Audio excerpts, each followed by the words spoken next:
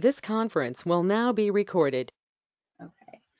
Hello, everyone. Good morning, and welcome to Halley Immelt's pottery course. So we're really excited to have you guys part of this one. So my name is Katie Melnick. I'm a partner at Biz Creative, and I'm going to be your host today. But without further ado, I'm going to hand it over to Halley and let her share a little bit about who she is and what she's up to today. Thanks, Katie.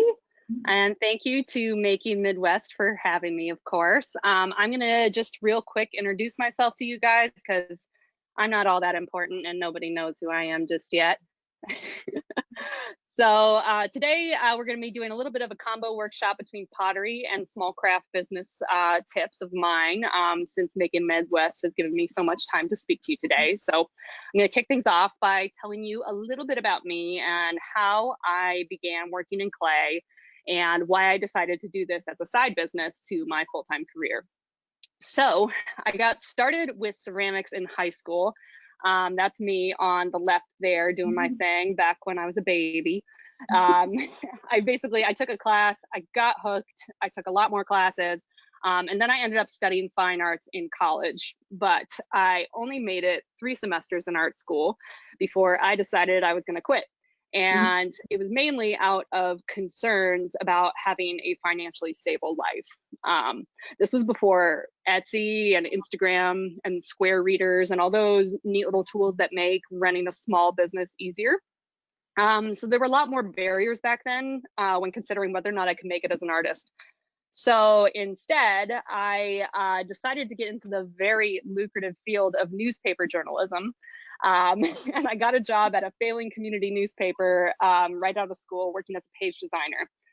So essentially, instead of becoming a starving artist, I decided I was going to become a starving journalist, and that was like really good move there. And that quickly didn't pan out. So I decided to work my butt off. I built up a portfolio in graphic design, and on the right there, you see me and my team at my full-time job, Cover My Meds. That's my buds, Jesse and Jared there. And I worked about 11 years as a graphic designer, which I absolutely love. So I'm essentially somebody who has 2 creative jobs, and I love both of them, and they each bring different things into my life. But as my career in graphic design was moving along, I couldn't stop missing my time as an art student. And back when I had made that tough decision to study something else, I knew that I wouldn't likely have the means or the equipment to work with clay for quite a while. So I came to accept that pottery was going to be something that I was going to do in my retirement. And but I couldn't shake this reoccurring thought that if I ever get to the point where I have a few extra $1,000 sitting around, I'm going to start a pottery studio. And that was what I was going to do. And I was going to make an Etsy store and a basement studio and all that, and just go for it way before it was time to retire. At some point around when Instagram became a thing, I started following potters on social media and see their passion for clay turning into these thriving small businesses. And I just sit there every night on my phone, scrolling through this beautiful work. And I decided I was going to try and get it together financially to do my own studio like they did. And with that, I decided that it was time. So I decided to, I didn't really have a robust plan or anything to do this. And I actually was able to make it happen through a grant. I applied for a very small loan of about $4,000 before taxes from my employer to go on a quest. We have a program at work called Cover My Quest, and you basically get to go do something unrelated to work with a little bit of cash. And unexpectedly, I won, even though I hadn't thrown pottery in about 13 years. And here we are. I won that money. I bought a wheel. And within a few short years, my Instagram was building up. I was getting a lot of attention, and I ended up on the cover of Ohio Magazine, which was amazing. And once I, remembered how to throw and everything, it all kind of fell into place. And ever since then, I've been trying to balance my time as a working mom with this side business and trying to decide, how I want to fit those 2 things into my life. And I suspect there might be some folks who are going to be watching this today because they're considering doing something similar. I know a lot of people's jobs aren't necessarily secure right now, or people have lost their jobs because of COVID-19 and the economy, going to pot. And I think, it's a fantastic idea. If you have talents and you want to find a way to make an income from that, then, let's make that happen. Hit me up and I'm going to help you the best that I can. So we're going to talk a little bit about pottery in a moment, and I'm going to demonstrate my basic process. But after that, I'm going to stick around and just give you about 10 quick tips of mine, some things that I wish I had known when going into this like craft business thing. And, maybe that would help somebody out there who wants to do their thing on Etsy or their own website or craft shows or whatever. So that's me. Now, if anybody at any point in the audience is watching live, feel free to ask questions. I believe Katie is going to be watching the chat, and she's going to be reporting in with like any questions, because once I get my hands dirty, I'm not going to be able to see that. So Katie, please interrupt me at any point and let me know what people are asking. So yeah, enough about me. Let's get into it. Now, I know it's very unlikely that anybody at home is following along, because you kind of need a little bit of equipment to get this going, but that's totally okay. Regardless of whether or not a teacher and a student are together or virtual like this, the first step to learning pottery is always observation. So you want to observe the process before you try to attempt it. You can't really go step by step, because once you get that wheel moving, you don't want to stop it. That's one of our rules that I'm going to tell you about in a minute. So, you probably can't follow along today, but once I'm done demonstrating, I'm going to give you a few resources to where, if you want to take the next steps and actually try pottery, I can let you know how maybe you can do that. So I'm going to be moving our camera in just a second so you can see my wheel a little bit better. And I'm just going to walk you through some basic wheel throwing. So here we go. Sorry about the jostling. Ta-da! This here is my wheel. Everyone here able to hear me and see me okay still once I sit down? Yep, you're good. Yeah, sorry. I muted myself, Excellent. but I'll unmute myself just in case. Right on. Okay, so you're mostly going to be staring at my hands down here. You won't see my beautiful face for a hot minute, because we're going to need to see what the clay is doing more than my mouth yakking along. So this here, called a bat. This is what is going to attach to my wheel head, and I'm going to throw on top of it. And the purpose of this tool is basically so when the clay is all wet and floppy, I can pick this up and move it without having to accidentally warp my piece. But for this portion, I'm going to show you really quick how to wedge clay, which is our first step here, if I can get the darn thing attached. Usually, I do this wedging on a plaster board, because plaster is durable and it absorbs water. So if my clay is too wet and I wedge the clay on top of that, it's going to absorb some of that extra water. And you can also use it to recycle really wet clay as well. But today, for purposes of the workshop, I'm just going to wedge right on top of here. And what wedging is essentially a way to prime the clay for throwing. We want to get it used to the idea that it's going to be a ball and it's going to be moving in a spiral motion on the wheel. So this is a little bit like kneading bread dough, but not so much, because you don't want to be folding it over on yourself. I'm just trying to get it to start making this spiral motion on the side here. There's two different kinds of wedging. There is spiral wedging and ram's head wedging. And what I'm going to be doing here is ram's head wedging. They're both perfectly good techniques and they work just as well. I mean, my wheel head shouldn't be moving, but whatever. This isn't ideal. But yeah, both techniques are perfectly good.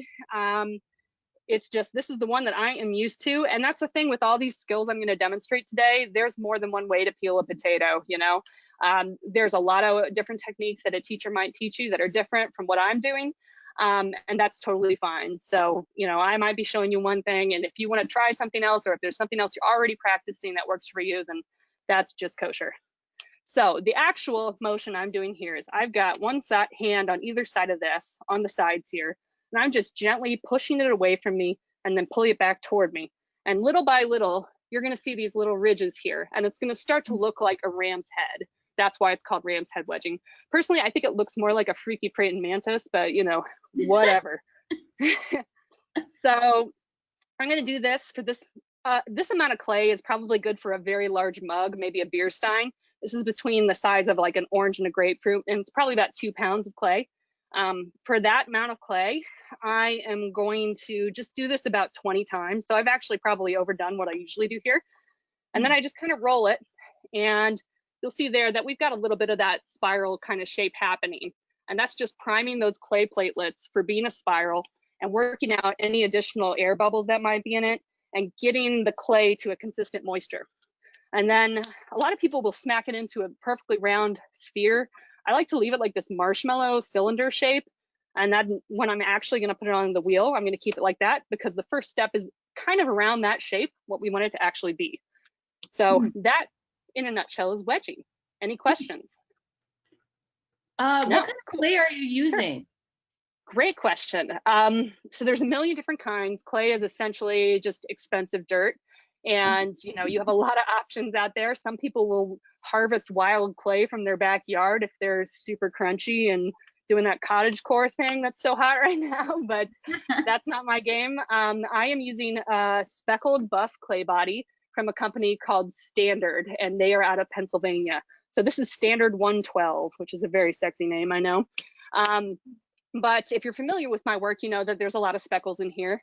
And actually, let me stop sharing my screen. You could probably see me better if I did that. I just realized we still had that going. There we go. All right. So obviously, you're not seeing any speckles here on this brown blob O clay. But when the work is final, you will see a little bit of speckles. So this is one of my Ohio mugs that I make. And the speckles are throughout the glaze. And this is an opaque glaze, so they really just, they show right through. And what those speckles actually are little bits of manganese that are in the clay. On the bottom of this mug, you can see the raw clay there, what it looks like inspired. That's unglazed on the bottom. And then this is our glazed stuff. So lovely, lovely. And it was part of the glaze. I didn't realize the speckling was in the clay itself. Yeah, I mean, you can get glazes that have little bits of stuff in them to make magic happen that way, but typically it comes from the clay. And that doesn't show up until the final firing typically. So this is a completely dry piece. You might see a little bit of it, but not much. This is dry, but hasn't been fired yet, so it's considered bone dry. And then this is a bisque fired piece. This is after its first firing, where you fire it to a low temperature very slowly, just to get some of the moisture out of the clay and get it ready to absorb that glaze. So no speckles there either. When you do that final firing though, you start to see that stuff. So yeah, this is a high fire stoneware clay, and the speckles come later. So yeah, Standard 112, it's good stuff. A good beginner clay, I guess I would say, one of my favorites is Laguna B Mix, if you like something really soft and buttery. But there's something called grog that they put into clay to kind of help its constitution. And what that grog basically is, it's a little sandy, but you won't necessarily notice that unless you're really working in the clay, working it pretty hard. But grog is fired clay that's been smashed up into a fine powder and then added back into the clay body. And that kind of gives it some stiffness, and it makes it a little easier to build with. So this doesn't have a ton of grog in there. Laguna B Mix doesn't either, but if you want a good beginner clay, maybe something with a little bit more grog, it's a little bit more forgiving on the wheel, but it can get a little gritty on your hands if you're, you know, really working that clay. So go for that. All right, now to start throwing here, we've got our bat on the wheel. I'm gonna smack this guy down right in the middle. And a lot of people think that the process of wheel throwing, the throwing comes from that motion right there to throw the clay onto the wheel. That's not necessarily the case. I've been told that it actually comes from an Old English word. It's spelled thrawan, Thrawan, which essentially means like to spin or turn. So throwing pottery, I think, came from that, but you know, don't quote me on that. I'm no expert. So we want this to stick to the wheel. So ideally your bat would be a little bit wet. I kind of overestimated how wet it was there. And I'm just adding the tiniest bit of water here to do our first step. And I'm just checking that y'all can see that okay. There we go. Yep, we're good, yeah. Yep. And I'm adjusting the speed and operating this. You can't see this likely with a foot pedal down here. And I can go super fast like this, or just really slow like that. And I'm going to be adjusting the speed as I go along for different parts of the process. So there might be a portion like early on when I'm centering where I want things a little bit faster than I do later when it's almost finished and a little bit more delicate. So I'm just adding a tiny bit of water, and I am going to push this clay into the center of the wheel, so there's none of this little wobble that's going on here. This is typically one of the more difficult parts of the process for a beginner. And I'm going to talk to you a little bit about some of the things that I see beginners where they kind of fall down in the process of centering, and how you can kind of mitigate those things. But real quick, I'm going to walk you through how to really get it the right way. So notice now I am like right up on the wheel here. I'm as close as I can get. And I'm not doing this. I'm not like letting my arms push the thing in there, because I've got like old lady jello arms. I've got that bingo wing thing going on. I have no upper body strength whatsoever. But at the same time, like I can still center like probably at least 30 pounds of clay with, you know, my bingo wings. So it's really not about upper body strength here. It's about using your body positioning in the most efficient way possible to get the clay to do what you want it to do. So the best way of going about that is you're going to use the elbow that you're going to be pushing the most with, wedge that sucker right into your hip bone, and you're going to be using your whole body weight to push that guy around. And see, if I push on it with one hand, it has nowhere to go but up. And I can put one hand on top to push it back down and kind of condense it there back to that marshmallow shape we wanted so bad. And there we go. I can actually push it really hard that way, but like here, I'm going to smack it and get it out of the way. Now, if I'm just using my arm, it's going to push me around a bit. We don't want that at all. And I'm pushing pretty hard right now. I'm not really going to be able to effectively get that thing out there. I see a lot of beginners who are like way back on their chair doing this, and their arms are flopping around like mine are, and that's not what we want in the least bit. So you could be a lot more effective by using your whole body weight. See, I got my elbow right in there, and I'm using my whole body weight to push that guy in. And I'm putting my hand on the top here, push it back down, make sure it has nowhere to go except for where I want it to go. So next part of the process is we're going to do something called coning. And this is very similar to what I just did, except we want it to go up. So I'm condensing it in. I'm squeezing my hands together to kind of make this guy more of a volcano shape to create a cone, just like so. And I'm going to bring it all the way up. And the purpose here is to continue to prime those clay particles for wanting to be a spiral shape. This is going to get from the outside to the inside that spiral shape and get those clay particles primed for what we want them to do. And the more time you spend at this part getting everything right, it's one of those a stitch in time saves 9 kind of things. You know, that's going to pay off later. So now I'm going to squash this sucker down. And the way I'm doing this is I'm putting my thumbs on top to kind of keep it from getting awry. And I'm going to push down and away from me and push it back down. Sometimes the first time's a little bit wobbly. And we spent all that time trying to get it centered there. I'm going to throw it off a little bit, but I'm going to do that 2 or 3 times to kind of get those little extra air bubbles, if they're in there, out, get this clay ready to want to be the size that I want it to be, the shape that I want it to be. So make it a cone, then I push down and away from me, and it makes some really awesome noises there. I hope you heard that. Pottery is definitely a messy, uncouth kind of hobby. You got to go into it expecting you're going to get a little wet. Now I've got like a little bit of a weak point here. That's from an air bubble that was in there because I just did some sloppy quick wedging for you guys a second ago. And we would not have found that had we not done this process. And that air bubble is gone now, and it's a lot happier. There we go. So now that we have this beautiful little cylinder marshmallowy shape, I think we're pretty good to open it up. Our next step here. Now, if we did that efficiently, we didn't add too much water, then our clay is going to be in a good position to make a good vessel. Another thing that I see a lot of beginners do is just go slop like a ton of water, like take your whole sponge and drain that sucker on there. That is not what we want to be doing, even though I just did it. I am just using the slightest bit of water, wetting my hand and getting on top just to keep my hands lubricated enough to be able to run over it without it skidding, which comes into play a lot later when we're pulling the walls. So just a little bit of water, because the more water you add, the weaker the piece will get. And we don't want that. So the amount of time I just spent centering was probably a little bit longer than you would typically want, mainly because I'm instructing right now. But typically that I can do that in about like 30 seconds. So, all right, so we're gonna open this guy up. I am bracing this hand here, and I'm gonna use it to help balance these fingers here. I'm just gonna gently drill down into them, into the middle there. And things can get a little dry here too, so add a little bit of water. Get all the way down to the bottom, but leave about a 1/2 inch, and that's gonna be the foot of the pot. If you drill all the way to the bottom, you've made yourself a nice little planter, so you have that drainage hole. But we don't want that. And if you need to test to see, I have a bit of an instinct for it now, how close I'm getting to the wheel head. But if you want to test, you can take a needle tool that's clean, poke it in there and lift it out and see how much clay is on it. And if it's about a 1/2 inch, then you're good to go. If it's too much, you can drill down a little further.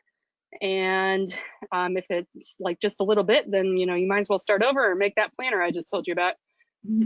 And once I drilled down in there, I'm dragging my 2 fingers along the bottom to kind of compress the bottom of the pot here.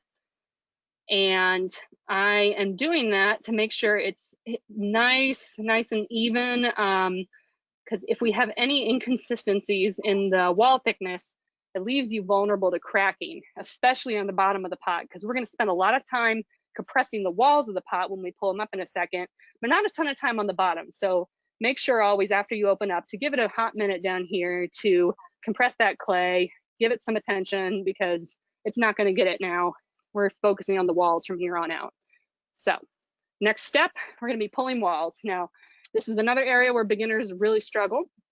And my advice, if you're just getting started out, is really don't expect to pull a perfect vessel. What you want to do is get used to the clay, figure out its limits and its boundaries that it's going to tell you, and basically push it past those to see what you can get away with. So there's a potter named Tim C who has some really awesome YouTube videos if you want to follow up and learn some more after this. But one of his philosophies when you're first starting out throwing is pull it till you wreck it. So we're going to pull these walls up, and if we're going to follow what he says, we're just going to keep pulling those walls until they're so thin they're going to buckle, or we're going to mess it up. And that's part of learning, honestly. Pottery is one of those things where you really got to be resilient and be able to fail quite a bit, because that's how you learn your limits and the clay's limits and figure out how to work together, basically. Clay can be a bit of a diva, so you really want to make sure that you're aware of what she's going to let you do. So next step, pulling. My technique that I use is I have straight fingers on the inside of the pot. I use 2 there, and then I use right here on this piece of my hand, this knuckle here at the top on the outside. And I'm going to be taking them together at the top. I'm going to use my hands together to balance so they're touching, because one arm not braced on much is not going to be a very strong point. It's going to be wobbly and unstable. So I'm always keeping my hands together like this. And I'm going to be taking some consistent pressure as I pull my hands up. And as I do this, it's redistributing the clay throughout the walls, and it's going to, kind of help our pot grow. And ideally, you should only have to do this like 2 or 3 times, because this is a quick demo and I'm talking my butt off here. I'm not going to be as efficient as I typically am. But basically, you saw how it grew there, and you saw that we have some finger ridges around. Essentially, what we're trying to do is think of it like you get on an elevator of a 100-foot building, and as soon as you get on that elevator, some kid jumps on with you and he hits all the buttons in the elevator, and you have to stop at every single floor for the equal amount of time, even though nobody's on there. That's what we're trying to do. So think of this as like an elevator you're riding to the top, and you got to stop everywhere to make sure that you see every floor just for a second. So you're seeing those finger ridges. It's starting to look like that can of cranberry sauce at Thanksgiving that comes out of the jar and keeps the shape of the jar. That's kind of what we're going for. If those are coming in diagonal, the top of the pot will likely be diagonal. It will be nice and even at the top there. And that is essentially caused by going up too quickly with your hands. So I, again, am using my fingers like this straight and my knuckle here, and I'm pushing in gently, trying to grab a little bit of clay at the bottom. That's where it tends to hang out. and I'm pulling it up. Now a cylinder is the strongest shape. There's no weak points where there's going to be some weird pressure or something on the wall where it could buckle and sit down on itself and go flop, as they tend to do. So when you're shaping any pot, you typically want to go in and try and make a cylinder first, and then you can go and make fun shapes later. So yeah, pulling. I always spend a second at the top, and you know, I had an instructor who used to say, like, make the anarchy symbol with your finger to kind of clean up the top. So you got the A there, here, and try and make that a little bit more even. You know, since I'm talking, I'm not like super focused, and we have a little bit of a wobble there, and that's okay, it'll still be fine. There we go. So it's a decent thickness of the walls, I think, but I think we're gonna do the pull it till you wreck it idea, so you can see what it's like to fail, because that's fun. We all gotta get used to that in life. Here we go. Yeah, there we go. So we pulled it until we wrecked it. The clay didn't like that. We got to that thin point, and you'll see there that, you know, it buckled and stopped. And I can recycle this clay. I put it on some plaster and we're good to go. So that's exactly what we're gonna do. Now I'm using a wire tool here to cut it, and we're gonna see how well I did with my wall thickness. So we've got a little bit of extra at the bottom here. It's a little thicker than it was at the top, but that's because we were doing pull it till we wreck it. And I didn't cut it off perfectly at the bottom there, but you can kind of see here that we have some uneven walls there. The bottom is a little bit thicker than at the top, because we were pushing real hard at the top to see what we could do. So had I not done the pull it till we wreck it, we'd have nice even walls all the way up. And you can see those cool finger ridges on the inside too. Yeah, good stuff. So now let's do one for real, and I'll try and be a little bit more silent now that you guys have a basic understanding, but I'll kind of add to what I was saying before and give you guys some additional insight. So I'm not gonna just throw and make you stare at me while I do it. Here we go. Now I got a pre-made blob of clay through the magic of television. It's already wedged and ready. So we're gonna slap that guy in the middle there, pat him around.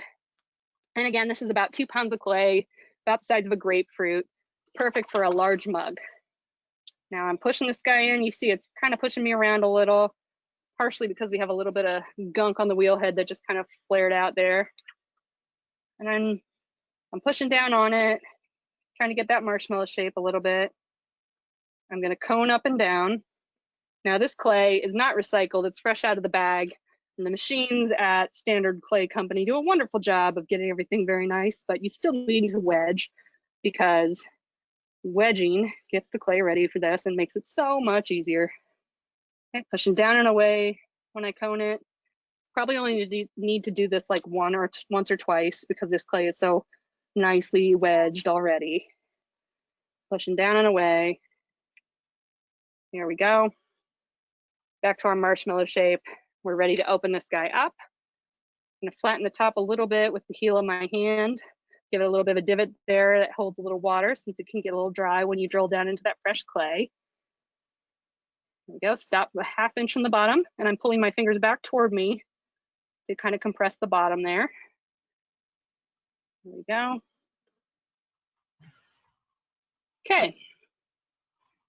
Now we're gonna try and pull. So a little bit of water there. Now, one thing I didn't mention before was that because of the centrifugal force of the wheel, your clay is gonna wanna go that way.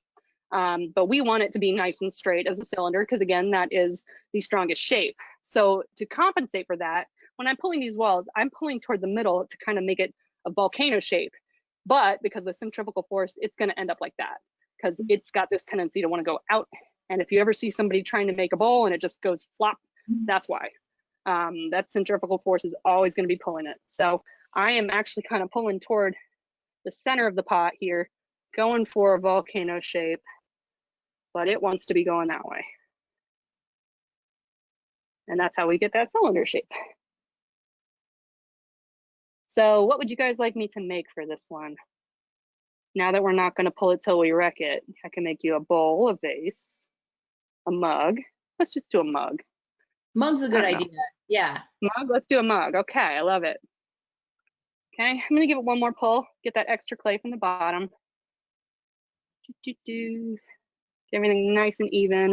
It's gonna be a large mug, as I said. Now, the way I typically finish these guys, now that we have a nice decent cylinder with a little bit of a curve, but that's not enough to really weaken anything. The mugs I showed you earlier, that Ohio mug, it's got this little foot at the bottom. And you'll see this guy, it's kind of got a Pac-Man mouth on this tool there, little curve there. I'm gonna basically drag that along the bottom of the wheel. And that's gonna carve away a little bit of clay. See, that comes off right on the tool. And that leaves us this nice little footer here. And from there, you can either shape it using your sponge, your hands, or what's called like a plastic rib or rubber rib. They make these in a bunch of different colors, and each color kind of correlates to a different firmness. So you can kind of see I can bend this one a little bit, but it's a little bit stiff. The red one is a little bit weaker than that, but that one's pretty stiff, and that's good for forming. But I use for mugs to get that consistent shape that I do with the same curve every time. I use this little wood tool that I cut the bottom off. Potters tend to make a lot of their own tools just because, you know, they've got something in mind that makes it easier. So this is just intended actually to be like a knife or a decorating tool, I think, but I cut the bottom off to get that perfect curve, and that's kind of how I get that repeatable shape. So I'm basically going to gently hold this against the pot, and on the inside I'm giving gentle pressure with my fingers, slowly going up to kind of push the clay toward that shape, and remove the finger ridges from the outside to kind of smooth things out. You know, finger ridges are totally an aesthetic thing. You know, some people love that look, some people don't. I kind of take them off the outside because I do a lot of surface decoration with other things like logos and state shapes and things like that. But I like it nice and smooth. So I'm using a sponge real quick to clean it up. They make all sorts of different kinds of sponges, but this one is kind of a finer particle sponge. They have some that are like elephant ear sponges that are super fine, or you can use a piece of chamois towel to get it really, really, really fine. But that's a bit overkill, I think. You know, this does a pretty good job of smoothing everything out. So there is our mug. And now, got our wire tool here. I'm just gonna cut it real quick. I'm not gonna pick it up and try and move it because, again, that is pretty fragile. If I smack this thing, it would, you know, not really be a mug shape anymore. So I can just pick up this bat and move it. And that is our guy. Even though I cut it, it's still pretty stuck to that bat there. And I can go and put it on my shelf and do whatever I need to with it. So next, this is another kind of bat I wanted to show you real quick. This is the one I actually use the most. So it's kind of a circle, and it's got these holes for pins that go on the bat pins on my wheel head, just like the other one does. Got to fit that on there. But as you see, this guy had that square shape come out of it, and that is for these little bat inserts. And these are about 6 inches long, perfect for making a mug like that one, or something, you know, just a small vessel, which is the majority of what I make anyway. And these just fit down in there, and you can easily remove it, and it saves a lot of space in your studio if you don't want to have like a ton of stuff sitting around. So I'm gonna make something a little bit bigger. This one's probably about 3-4 pounds of clay, already, again, through the magic of television. Slap that in the middle there. Ta-da. Make sure it's nice and adhered to the wheel. Add a little bit of water, and I'm gonna get this guy centered. You might hear that knocking sound. That is my wheel knocking against the bat pin because it's a little bit loose, but that's okay. Ta-da. Now, the larger the vessel I make, the more I tend to cone, because I, again, have bingo wing jello arms, and I'm not the most efficient wedger. That is probably where you need the most physicality there, is like wedging the clay, and I'm also lazy. So larger amounts of clay tend not to get the wedging they deserve from me. So I do a little bit of on the wheel wedging, I guess, by doing extra coning. It's not cheating, it just, that's what works for me. Okay, pushing away and down. And I think for this one, maybe we'll make a bowl, I guess. I don't know. Call out what you want. Okay, pressing down the top here. Get it ready to open. Add a little water there since I'm going to be drilling down into that fresh clay. Okay. Oh, had a piece come off there. That's fine.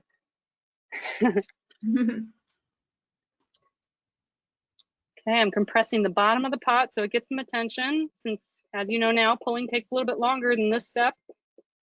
The bottom of the pot doesn't get a ton of attention. There we go. I'm getting a funny ridge here, which I don't exactly want. That's fine. I think I had a funny bump there. Okay. Now I'm going to start to pull, but unlike pretty much every other vessel, a bowl is one where you don't necessarily want to start from a cylinder because it's a lot to expect this clay to go from here to here. So I'm going to start actually not pulling toward the center so much, but just about every other vessel that you're going to make, you want to start with a cylinder. The other thing about bowls is you kind of have to be conscious of the inside of the piece a little bit more than you do the outside, because most people are going to be looking down on it as opposed to at the side. So I'm going to be paying a little bit more attention at the end to finishing the inside of this pot. The other thing is, because you've got that centrifugal force wanting to pull it out, and you do want it to be pulled out, you don't really have as strong of a shape to work with. So I'm going to be going a little bit slower with the wheel, which means my hands are going to go a little bit slower as well. And I'm also going to be very conscious of the amount of water I'm using, because water, again, will weaken the clay. So slowly bringing this guy up. I don't want it to be a full-on, you know, pasta bowl or anything right now, because that is probably your weakest shape. There's not a lot holding that up. So I'm going to try and keep it a little bit on a 45-degree angle at first. And then once we have everything just about as thin as we want it to be and ready to go, we can go a little bit wider. And this is generally a harder shape to do. I don't do a ton of them because they're hard to ship, and most of my business is online right now. So not a big bowl maker, but I have a lot of bowls in my house that I make. I usually end up keeping most of my bowls. So this is another finishing tool here. Just like the other one, it's got this Pac-Man fish mouth thing going, so I can carve out a little bit at the bottom and give it a footer. Totally optional, that's an aesthetic choice. But you know, one of the added benefits of that is that, sorry, this makes a scraping sound. I don't know if you can hear me right now. This actually gives a nice little space for the glaze to hang out once it's in the kiln, and it doesn't run all over your kiln shelf and get your pot stuck to the kiln. That would suck. So that footer has a little bit of a benefit, just kind of finishing the piece in a pretty way, and then also, you know, protecting your kiln shelves. So it's got that shape there. Okay, looking good. A little hard to see. So one trick that a lot of potters use is they throw next to a mirror so they can see the sides of pots if they make a lot of bowls.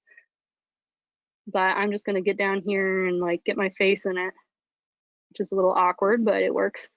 And I'm using that rubber rib now to kind of compress the clay and shape it a little bit. There we go. And now I'm gonna do a little bit of the same thing on the inside of the pot, which you may not have a great angle of, sorry about that. But because, again, people are going to be looking down on this more than they are going to be looking at the side of it, I'm going to give a little extra attention to how the inside looks. And compress that. Looking pretty good.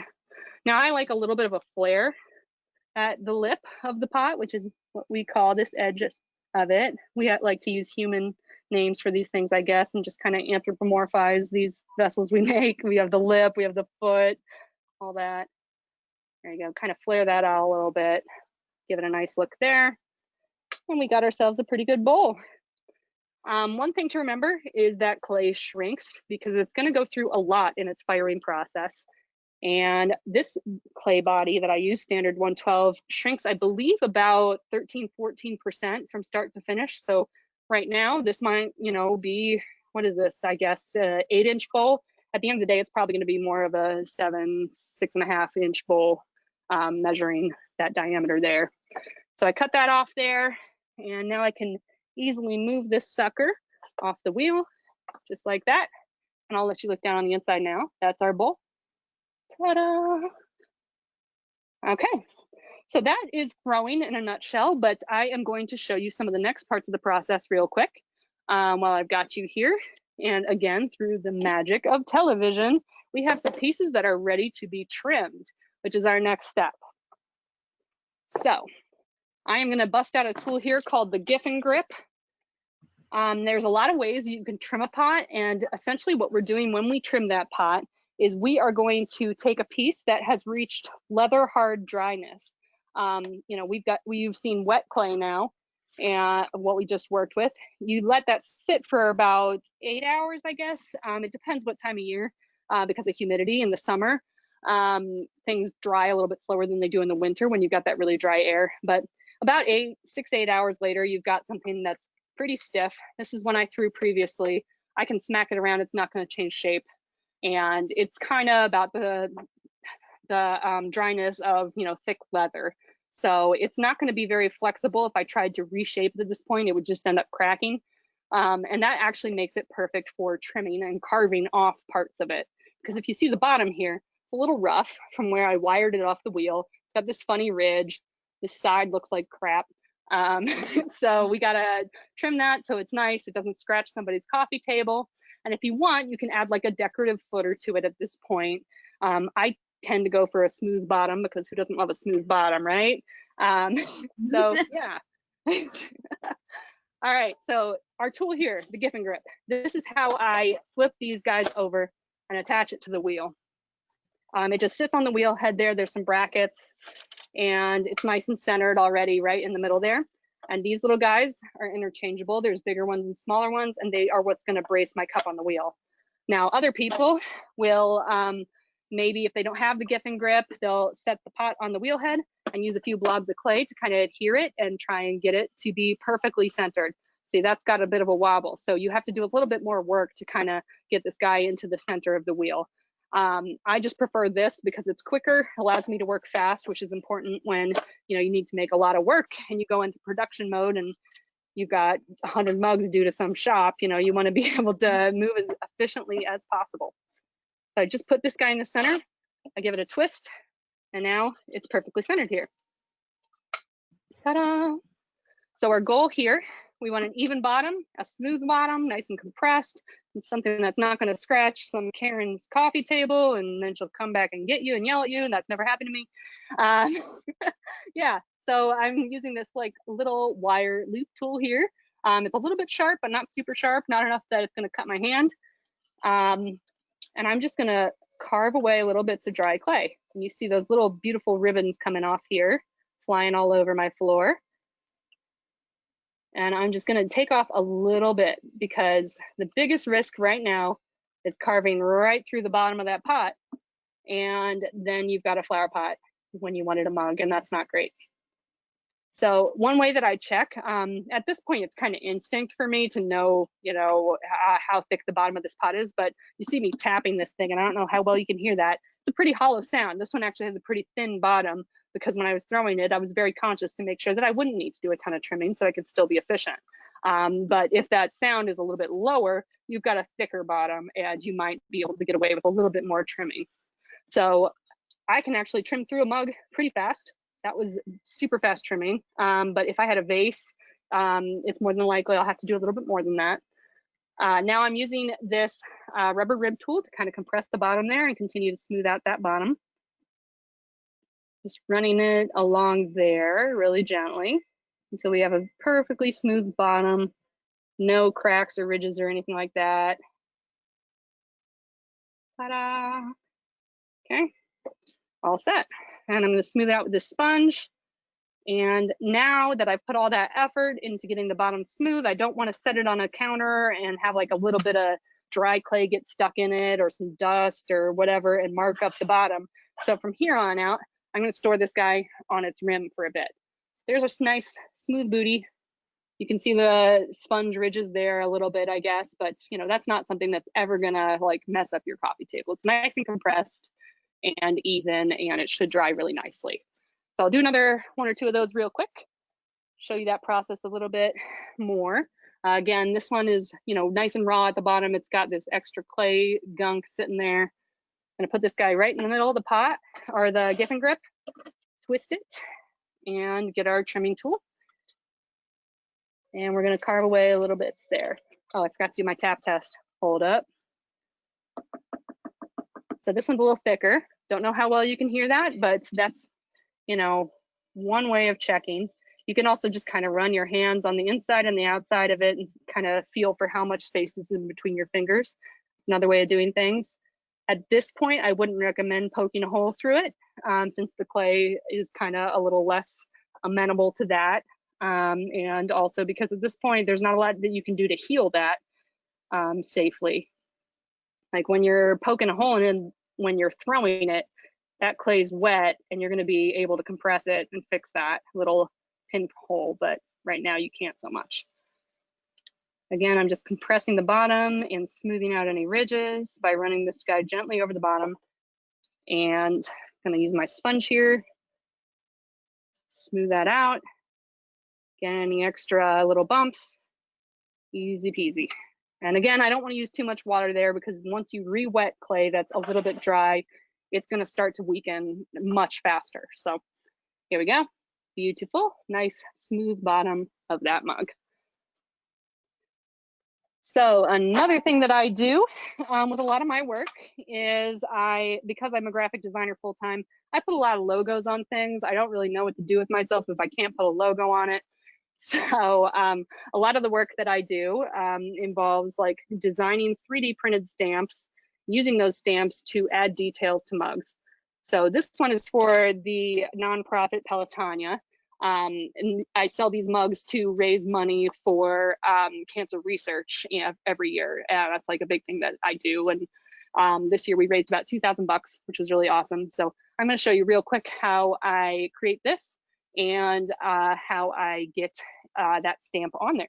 So this is the finished product here once we get the logo on, and this is one that I attached earlier, but we're going to do a few of those real quick. Now, one of the rules with clay is when you attach two pieces of clay, they need to be even moisture level. You don't want to attach a leather hard mug to a soft piece of clay. Sorry, this is 25 pounds of clay here. A little heavy. So anyway, when I am attaching a logo to a piece, I need both pieces to be wet or both pieces to be leather hard. And because of the amount of detail that's in that stamp, you want it to be wet. So that means I'm going to have to attach these pieces to the mug right when it's off the wheel. So the ones we just threw a second ago, we can add a logo to. So this guy that we made just a few seconds ago is going to become a Pelotonia mug now. So because I don't own a slab roller, which is like a large piece of equipment where you can roll out a flat slab of clay, I have a very small basement studio. I use this little guy here, which is a tool made by the company Dirty Girls out of Kentucky. And it's just a thin piece of wire against this like little plastic drum. And I can drag this guy along here and pull off a nice even slab. Voila. Very handy. And I can adjust this to different thicknesses and make thicker slabs by adjusting these like little screws that are on the side. Very handy. So here I've got my nice flat slab, trying to be very gentle with it because clay has a memory. And if you make it mad, you will pay for it. All right, got a little bat here that I'm gonna work on top of real quick because we're gonna have to flatten this guy out, make sure there's no gunk on here. We don't want that. There we go. Put our slab there. And usually I do this work over on my workbench, but because we're doing a demo today, I'm just doing everything here on top of the wheel. I'm using this rubber rib to compress this clay, make sure it's even. And the thing with clay too, when I say it has a memory, what I mean is that by dragging that piece through the block of clay to get this slab off, it's going to remember that little bit of stretching that it's going to experience as I pull it that way. So as this piece dries, if I don't compress this clay evenly, that logo that I put on there actually might end up being a little bit more long than circular, which is not what we want. So I'm doing this, trying to do this, the even amount of directions in both directions. I'm trying to be nice to this clay so it is used to being this kind of square shape, compressed evenly from both sides. I'm doing it as a diagonal, but you could do this and then this, whatever you want. But as long as you are taking into consideration that the clay is going to need to do that thing that it does and accepting that and working around it, there you go. So I want to make sure this doesn't stick to our bat. Just be very gently move that. So once we do the stamping work that we're going to do, we don't get that thing stuck to the bat. Now, these stamps are made by a company called Sockwell, S-O-C-W-E-L-L, and their website is 4clay.com. It's the number 4 and then clay. And you could basically design any kind of logo or whatever, get it 3D printed in such a way that's really nice for adding to clay. It gets the right depth, the right thickness. They specialize in making stamps for clay, which is wonderful. So I could show you the bottom of 2 of my stamps that I've done. But you know, if Sockwell, their prices are a little high or something like that, there's plenty of sellers on Etsy who will do soap stamps, stamps made for people who make soap, and those work really great for clay as well. So this is the bottom of one of them. That looks like it's going in the right direction because you guys are seeing a mirror image of my camera, but this actually, to me, looks like a mirror image of what the impression actually will be. And that one says Clintonville, Ohio, which is some mugs I did for a local area down here in Columbus that has a rose in the middle. They are known for their rose garden. And this one is that Pelotonia stamp. It's a little bit dusty right now with some clay crap on it, but that's kind of what we're going for there. So in order to keep these from sticking into the clay, there's a few things you can do. You can dust them with cornstarch, or you can use a very dirty can of WD-40 and just give them a quick little spray. You don't want too much, but it's really hard to control that stuff. So now it's nice and shiny and covered in WD-40, and it'll lift right out of this sticky clay without sticking. So from there, just kind of make a few of them here. Because of the way the stamp is designed, this isn't cutting all the way through. Ooh, that one looked like crap. It's not going all the way through, so I'm gonna have to cut these out with an X-Acto knife in just a second, but this impression will tell me where to cut. So easy peasy, just like working with Play-Doh. That's those logos there. And we only need 1 of them, but now we get 8 to choose from. So let's pick our favorite here. Just gonna cut these out real quick with a very dirty X-Acto blade. Always a good idea if you're a potter to be up to date on your tetanus shot, because there are a lot of dirty metal tools in your studio that could stab you in the hand at any point. Not speaking from experience or anything, but I am up to date on my tetanus shot. So that's our little stamped logo. And it's nice and wet, so it's very fragile, and we don't want to stretch it. So I'm being very gentle with it. That's our little guy there. Says greatest team ever, Pelotonia. Now we have our mug here that we are going to attach this to. And I'm going to set that upside down. And we're going to do a process now called slipping and scoring. And this is a basic for any sculptural work, for pottery, anything. This is like your rule number 1. Anytime you're attaching 2 pieces of clay, you have to slip and score. Because if you just mash 2 pieces of clay together, expect them to stick throughout the entire drying and firing process, you know, you're going to have a rude awakening. It's not going to work. So what slipping and scoring is I'm going to rough up the surface of the clay with this little stabby tool here. Here we go. You can use a fork, you can use an X-Acto blade over and over and over again, whatever, a wood tool, but I am roughing it up to make a little bit of a grid pattern here. So I have vertical strikes and horizontal strikes. And I'm going to do the same thing here on the mug. And in order to know how big of an area to scratch up, because I don't want to scratch more than I have to, I'm just gently putting that impression there on the pot. And then I'm gonna, within that circle that I just put on there, do the exact same thing. So I'm doing the horizontal strikes and the vertical strikes now. So this is the process called scoring. And then we're gonna do the slipping process, which is extremely easy. Slip is the name for liquid clay, like this slop that came off my hands on the wheel.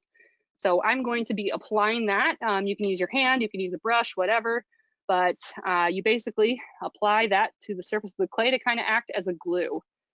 Now, some folks like to get fancy and add things other than just clay and water to their slip, things like vinegar, which can act as a defloccant, which it's a little scientific. I don't know that we need to get into it today, but it basically enlarges the amount of clay particles that can get into the water particles of the clay, and it makes it a little bit more sticky and adheres better.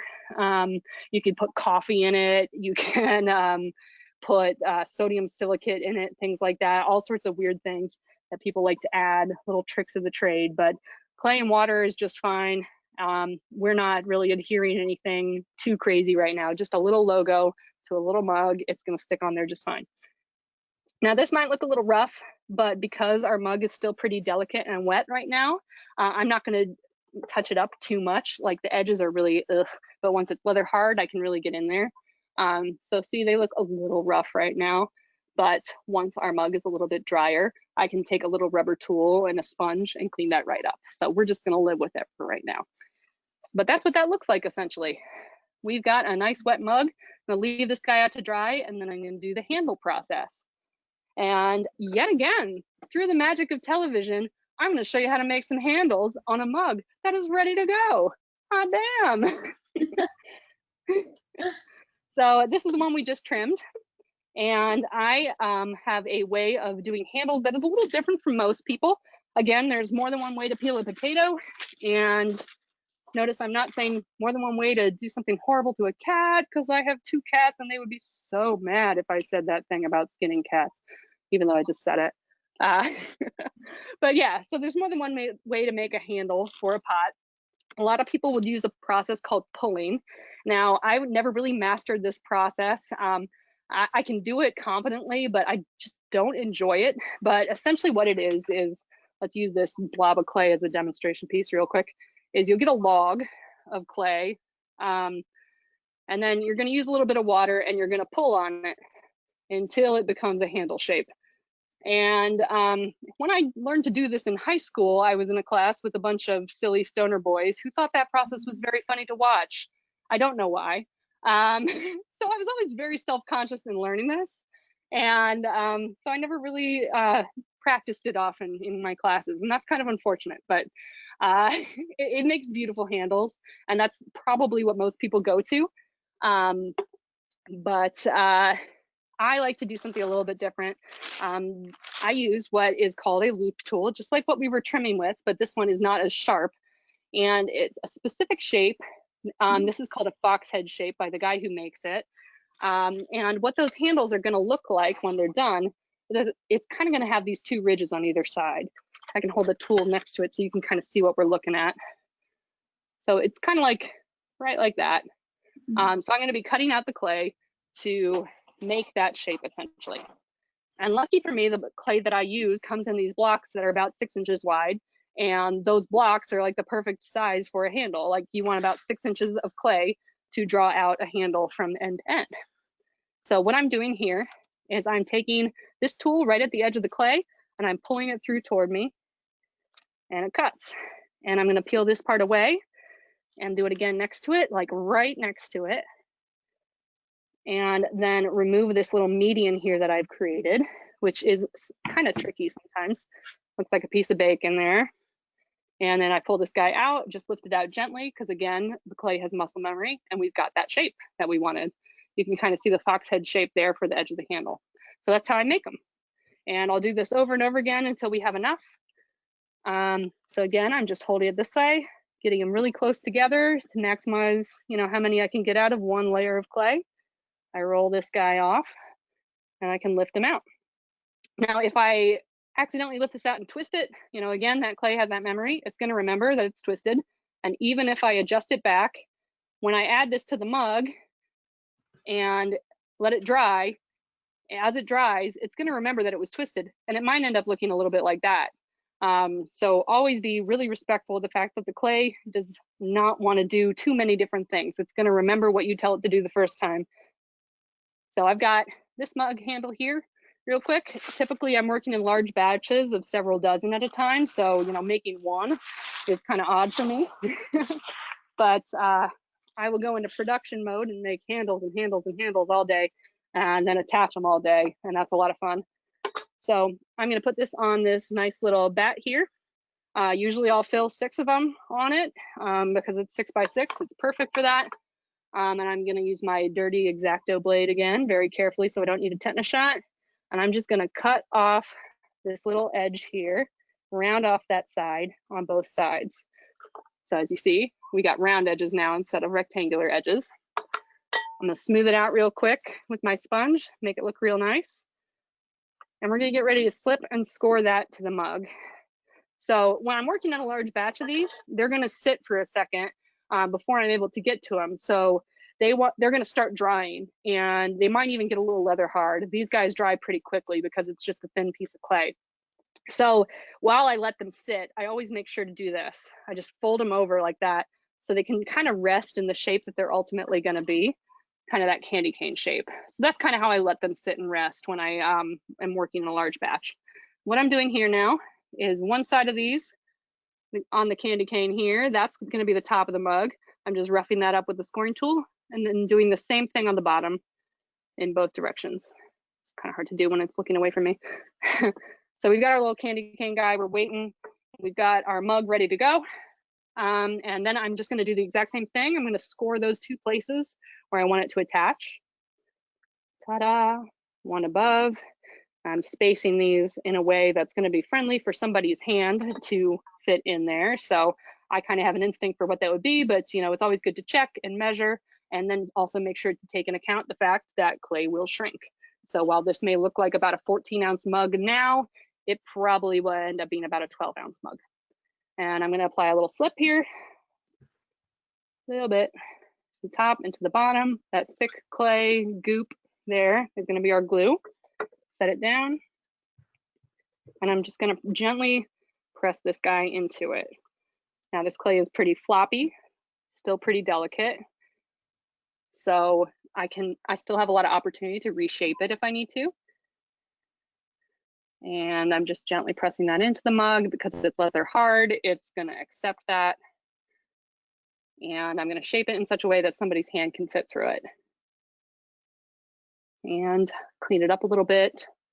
It's good to have a clean brush nearby for just a little bit of water, very little bit of water, to kind of brush out any little scuffs that might come in here, because you don't want some Karen coming at you saying there's a burr on her mug and that it hurt her hand, you know. So you want to get all those little bits out. Hands are a very, you know, intimate part of this whole drinking out of a coffee mug experience. You don't want to hurt somebody's lip or somebody's hand, so it's very important to make sure that the lip of the mug is free of any kind of burrs, and same with the handle, because we don't want to cut anybody's hand and we don't want to mess up their coffee table.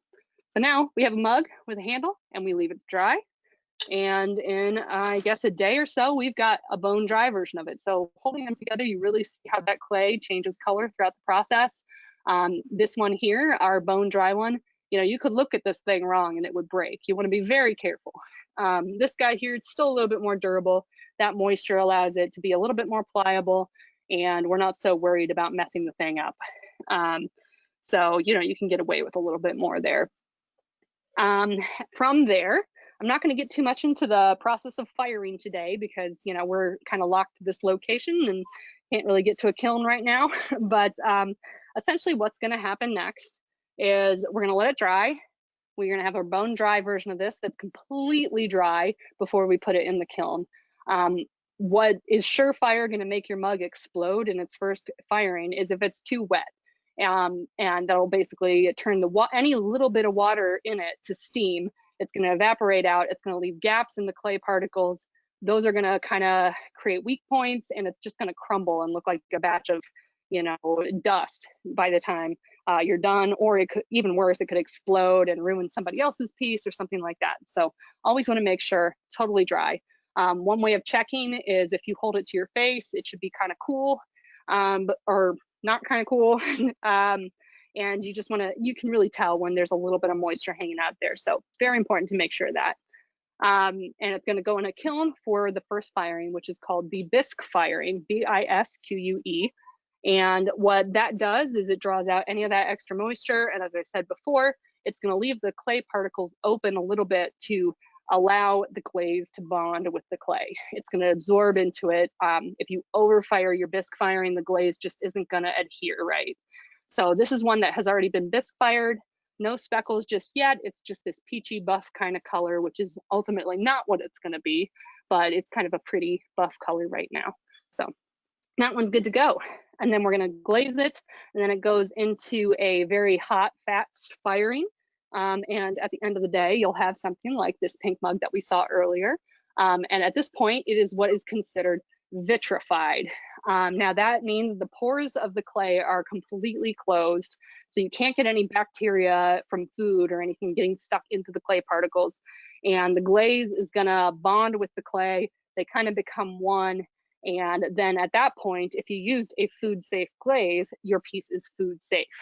Now, if you have any like little glaze blemishes or things like that on the inside of the vessel, where you're seeing bare clay, if it's vitrified, you might be okay, but in general, you don't really want to mess with that. You want to make sure that the inside of your piece is completely glazed through and through, no little gaps or anything in that. And that's going to protect people from having bacteria grow within the mug. So if you have any pottery at home that has what's called crazing, where it's like little broken, it kind of looks like broken glass a little bit. You know, you see that kind of spider web looking pattern in the surface of the glaze. Throw those out or use them as a pen cup or make them into a planter. Don't drink out of those anymore. That glaze has been compromised, and at that point you could be, you know, drinking from something that has little gaps where the bacteria could be growing and cause you some problems. You know, clay often has things like heavy metals in it and stuff, that if your glaze is sealing it off, you're fine. But if the glaze is compromised, you could be exposing yourself to some heavy metals like borium or things like that. So definitely don't want that. We do have a that's question, that. actually. Yeah, I love questions. Do you consider shrinkage when designing your stamp shape? Sorry, that question was like a few minutes ago. I just saw That's it. totally fine. Yeah, I do. And so when I order you order based on the diameter for a circle piece. You can also make rectangular stamps and things like that. Usually I'm just kind of going for a general size, and I do like that, like for this one, for instance, the logo is big enough to be legible, but doesn't take up the entire mug or become this big cumbersome thing. But at the same time, the bigger I go with these Pelotonia mugs, the bigger I want the logo. So it, you know, it looks like nice and balanced. So ultimately, I would love to like order another stamp for a bigger Pelotonia logo there for those mugs, but you know, I just haven't gotten around to it yet. But I do take that into consideration for sure. So like, if I ordered a 2.5-inch stamp, it's going to be closer to 2 inches at the end of the day. So if I want that bigger logo, I'm going to order something bigger and then some, you know. So yeah, there we go. That's kind of the end-to-end process for making one of these mugs. Now keep in mind that as you go take a class, you're going to have, you know, to practice a bit. I have made, you know, tens of thousands of mugs in my lifetime. So at this point, I, you know, can do a decent job of making it look easy, I hope. But hang on, moving our friend here. I'm still around. Moving our camera. Hi. But yeah, you know, it's not going to be that easy the first time you give it a go at the wheel. And I wouldn't expect to go into it, you know, trying to actually pull off any pieces. Just go into it, getting used to the clay. You're going to have to mess up a couple times to learn what the clay is going to let you do. And I think so many people tend to get discouraged just because they can't make a thing the first time to give to mom for Mother's Day. You know, you need to practice a little bit and get used to that clay. So, you know, don't be upset and actually go into it actively trying to pull it to your Reckitt and things like that. So that's about that. We have another question. Is the vitrification that makes it dishwasher, microwave safe compared to other types of pottery? So there's a few factors in play there. Typically, any stoneware pottery, which is the high fire stuff, ends up being microwave safe unless you use a glaze that has like metal in it. Like if you use something like gold luster, which is actual gold, if you put that in the microwave, it's going to, you know, cause that sparking thing, just like if you put a fork in the microwave, which nobody wants. But dishwasher safe is another thing. If it's vitrified, yeah, you should be good to go. Ultimately, any work that you create that you want to be used as functional ware for like serving food and being eaten off of, it's got to be all the way vitrified. So it's kind of not necessarily the vitrification that causes it to be microwave or dishwasher safe. It's more that it will allow it to be food safe. Dishwasher safe is usually good to go for just about any high fire stoneware work anyway. It's just one thing you have to look out for is thermal shock. And if you've ever put boiling water in a glass cup and then put it in the freezer, you would expect it to shatter, basically. And that's the same thing with any kind of stoneware pottery. It's not going to be immune to thermal shock, just like any durable vessel. So with dishwashers, some of them have these like high temperature sanitized cycles, and those can have a bit more of a temperature shock to them, and at that point you might experience some pieces shattering or something like that. But generally home dishwashers are good to go. It's more the commercial ones or the fancy sanitized cycle ones that you get a little bit risky with damaging different pieces and stuff. And if you're investing in handmade goods, you typically pay a little bit more, and you do want to protect those vessels. A lot of people opt for hand washing at the end of the day, just to make sure that they can keep these things around a while, especially if they paid a little bit extra for it than you would a $5 Target mug. But yeah, usually any of my ware, I say it's like microwave and dishwasher safe, because I personally put it in the microwave and put it in the dishwasher. It's good to go. That was a long, rambling answer. Sorry. But good question. Thank you. Yeah, it's a good question. So I'm curious, like, can we talk about the business side a little bit of Yeah. how you got to where you are? I've been Absolutely around on your Instagram and everything, and I'm like, damn, she's got a lot of followers. Like, you have thanks. pictures. Like, I mean, you do have like a very nicely curated shop, and I'm curious, like, for someone who wants to get into doing this, you have a beautiful product. Like, how do you recommend, like, where to invest? Do you invest in product photography? Do you recommend, like, how do you set yourself up for success? Yeah, that is a great question. Actually, I have 10 tips coming up that will answer that, especially the photography question. That is the tip number 10, I believe, in what we're about to get into. So Right. I'm going to answer that in a second. Oh, But okay. before we do that, I wanted to make sure that the folks who who watched today, who might want to try their hand at it, know what they can do if they want to continue and find a class. So real quick, I'm going to share my screen again. Hang on. Go to meeting. Where is the button? Haha. All right. Okay. So before we answer that, before I was talking real quick, I totally forgot to mention this. When I was talking about adhering two pieces of clay together, if one is wet and one is dry, you're going to see what happens on the left there. That logo is going to crack and look like garbage. And these are some mugs I did for Silverbridge Coffee recently. But if you adhere the logo when both pieces are wet, you get this magic that's happening on the right where nothing cracks. So sorry, I just want to show that real quick. Okay, so classes. These are specific to Columbus resources, but if you reach out to me on Instagram, just send me a DM. It's at Ice and Dust Pottery. I'd be happy to help you find a good studio to give pottery a shot. But in Columbus, I highly recommend Buckeye Ceramic Supply in Hilliard. That's actually where I fire a lot of my work. And then Columbus Cultural Arts Center downtown is wonderful and does great classes. And in Clintonville, there's a place called Bear Clay Studio that's a little unique and great with kids. So try that out. If you want to buy some clay yourself, again, Buckeye Ceramic Supply has a lot of great stuff. Columbus Clay Company and Dick Blick also has stuff. One thing I want to tell you to be mindful of is there's two different kinds of clay. There's low fire and there's high fire. You want to know what you're buying, because that's going to impact what temperature you can fire it at. If you put low fire clay in a high fire situation, like you would with stoneware pottery, it's going to melt. It's just going to turn to goo, and it's going to ruin a kiln shelf and really upset your firing person if it's not you yourself with your own kiln. So just if you're going to go buy clay, make sure you know what you're buying and communicate that to whoever is firing your work if it's not you. And finally, there's some YouTube instructors if you want to watch a little bit more. There's tons of people on YouTube doing pottery, but my two favorites are Tim C and John the Potter. He's a lot of fun. And if you want to buy your own wheel, there are a lot of very cheap wheels on Amazon that might be very tempting, especially since they're really cute and pink, like the one you see here. But they're about $180. My wheel cost upwards of $1,000. Ultimately, I would recommend that if you're on a budget, you go to Facebook Marketplace or Craigslist and find a good used wheel. like an Amoco Brent wheel or Shimpo. Those are great brands to look at. Laguna makes wheels. A lot of great brands there, but the Amazon ones, oh dude, don't do that. You get what you pay for.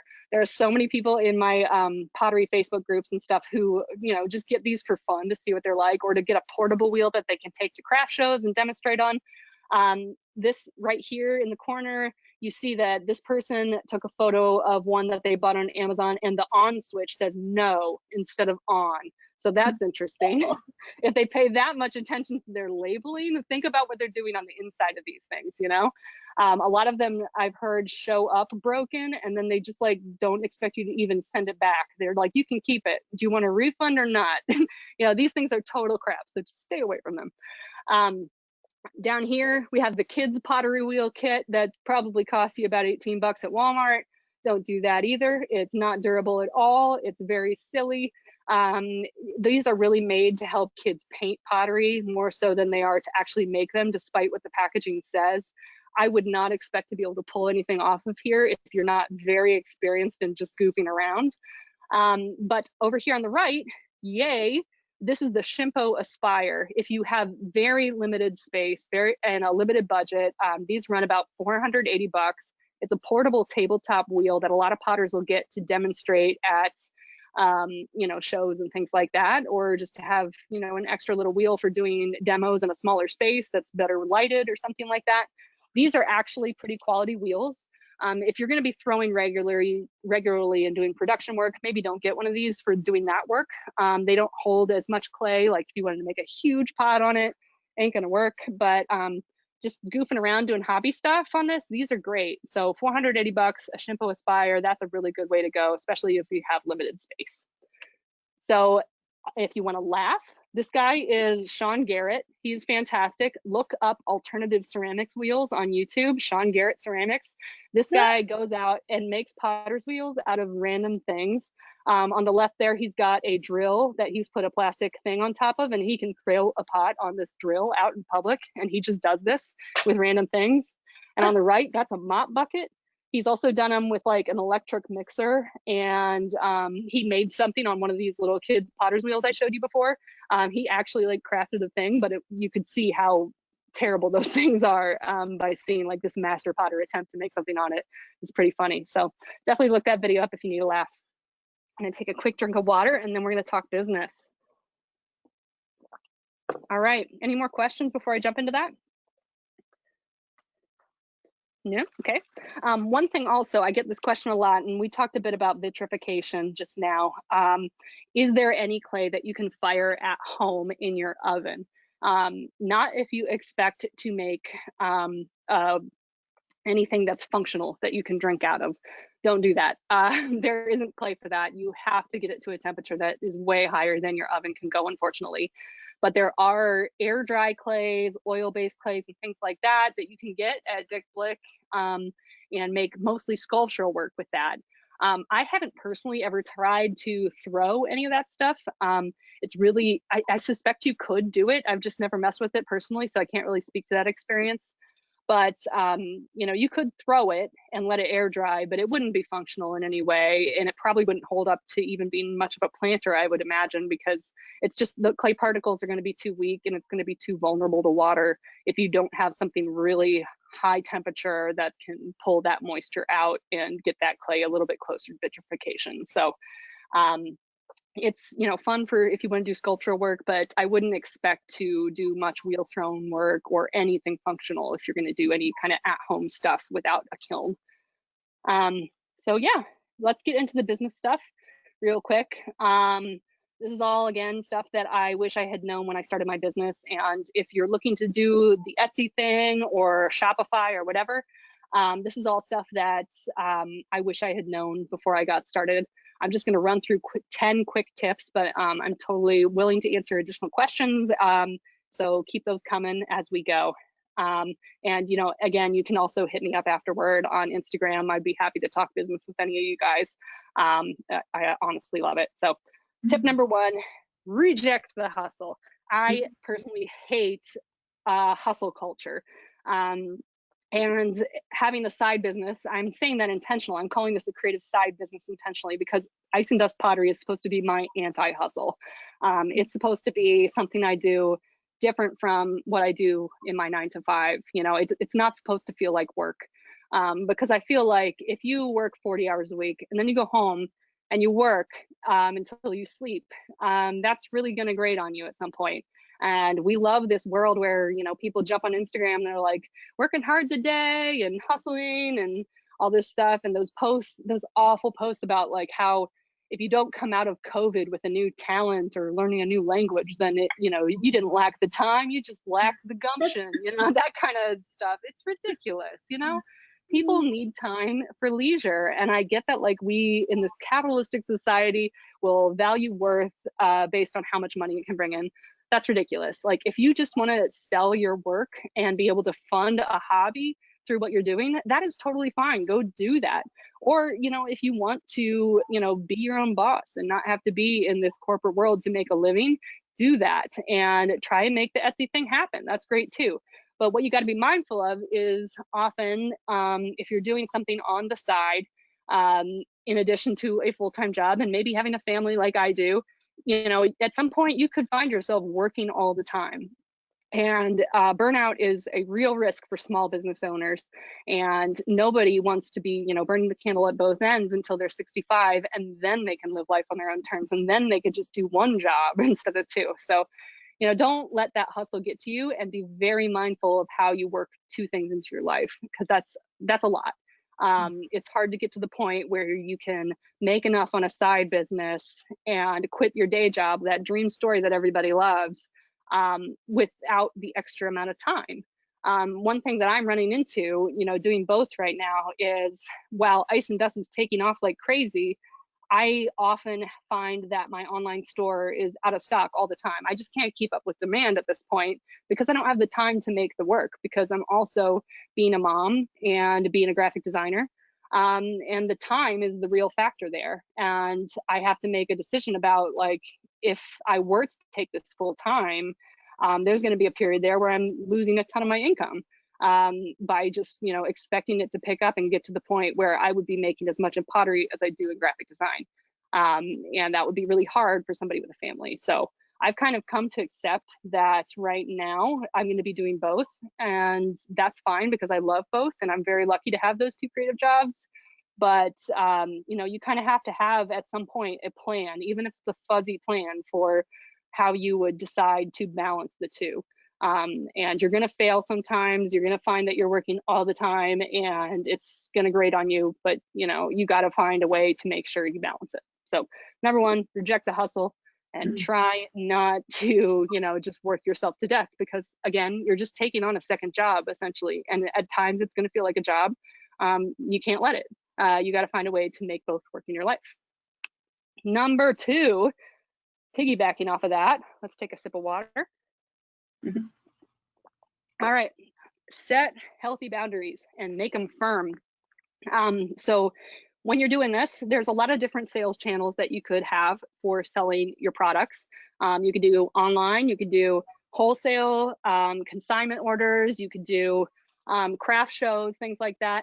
But you don't have to say yes to every opportunity that comes your way if that doesn't jive with you.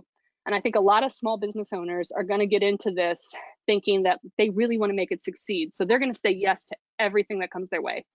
Guilty of that myself. I remember when I got my first wholesale order and I was like, this sounds like a lot of work. I don't know how I'm going to make it happen, but I'm going to say yes, because this is like totally a great opportunity. This is going to help me skyrocket. But it ended up being like really, really, really hard and to get that amount of work done within my life. And, you know, it's, you know, making hundreds of mugs really fast. And I was not sleeping much when I was doing that. And it was really hard to fit it into my life at that point. So don't feel like you have to say yes to every opportunity. If you want your business to just be online, do that. You know, find a way to make it work with your life so you're not burnt out. A lot of people are, you know, like really big introverts, and the idea of like going to a craft show freaks them out. And to be honest, I find them super draining, but also really fun. But like I come home and just like want to sleep for 5 days straight. So I get it. You know, it's not everything is for everybody. And I think also there's a massive amount of pressure on makers right now to do custom work, which can be really draining for people, and myself included. So if you don't want to do custom orders, you don't have to. So, just make a conscious decision. Like if you work full time, like I do, designing things for other people and doing client work, nothing you make is for yourself. It's all for somebody else. So to come home and do a little bit more of that, like to make pottery with somebody else's name on it or somebody else's design and try to serve that person and make them happy, I feel like that's just too much for me. So I consciously made a decision early on to say no to custom orders. I'm not going to do it. I'm never going to do it as long as I'm working both jobs, just because that's just draining for me to serve clients all day, every day, So don't feel that pressure. But I think that's, something that things like Etsy have made really popular in the handmade business community is, everybody wants something made custom for them because it's coming from a real person rather than Target. And you can actually achieve that. You can put somebody's sister-in-law's name on it or whatever and give it to her for Christmas. That's great. But, it's not for everybody to want to do that work. And for me, I just say no to commission. So if that's a boundary for you, be firm in it. I tend to scream it from the rooftops like I'm doing right now that I don't do custom orders. I'll never do custom orders. But I still get DMs all the time from people who are like, now I know you said you don't do custom orders, but my sister's getting married and I'd really love to see if you can help me out. And I'm like, no. And it's really hard to say no to that stuff because people are coming to you from like a place of appreciation and want you to do this amazing thing for them. And you don't want to be like, no, I don't want to, you don't want to be that guy. So finding that tactful way of saying no to the kind of things you don't want to do and being firm in that, like know yourself, know what you're capable of, don't overwork yourself, but be firm in your boundaries. Because the second that you start bending those things, your business is going to take over your life. You're going to get burnout. Don't let it happen. All right, next, act like a real business if you want to be treated like one. We are small business owners. People know that we're not Target. They're going to ask you for things as if you aren't Target, because they know that there's a real person behind it. So I had people who have asked me for a refund on a mug that they used for months at home and then admit to me that they dropped it on the floor and expect me to give them a full refund. As if like pottery comes with a lifetime warranty. It doesn't, but they know because I'm a nice person behind this business that I might say yes. And I'm tempted to say yes anytime somebody asks me that because it's like, that sucks, man. You paid a lot of money for that mug and you dropped it. That sucks. I could make you another one, but I'm going to ask you to pay for it because I'm a business. At the end of the day, I can't do what I want to do and make these beautiful mugs if I don't have, income. And if I'm refunding everything and giving a lifetime warranty on something that absolutely should not have a lifetime warranty. So if you're a business, act like a business. You deserve to be treated like one because you work hard. And the other thing too is if you're working with retailers, wholesale, consignment shops, always use a contract. The freelancers out there are probably like singing my praises right now, but always use a contract. Even for the smallest shops, they might look at you like you have a third head or a second head. What was that expression I just made up?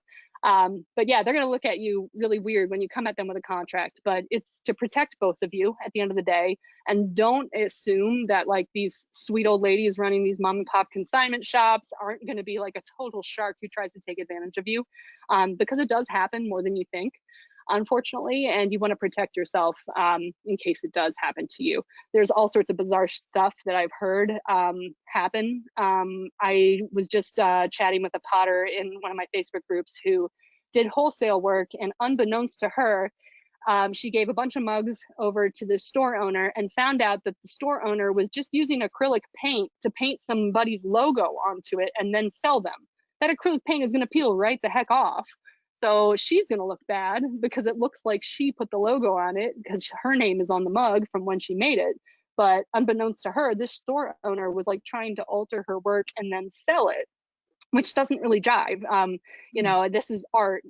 This isn't like we are handing over like white labeling rights or something like that to where she can do that with a logo. Weird stuff like that happens when you're working with these small businesses. And there's one local store who will remain nameless. They've kind of earned a little bit of a reputation locally for bullying the artists that they work with.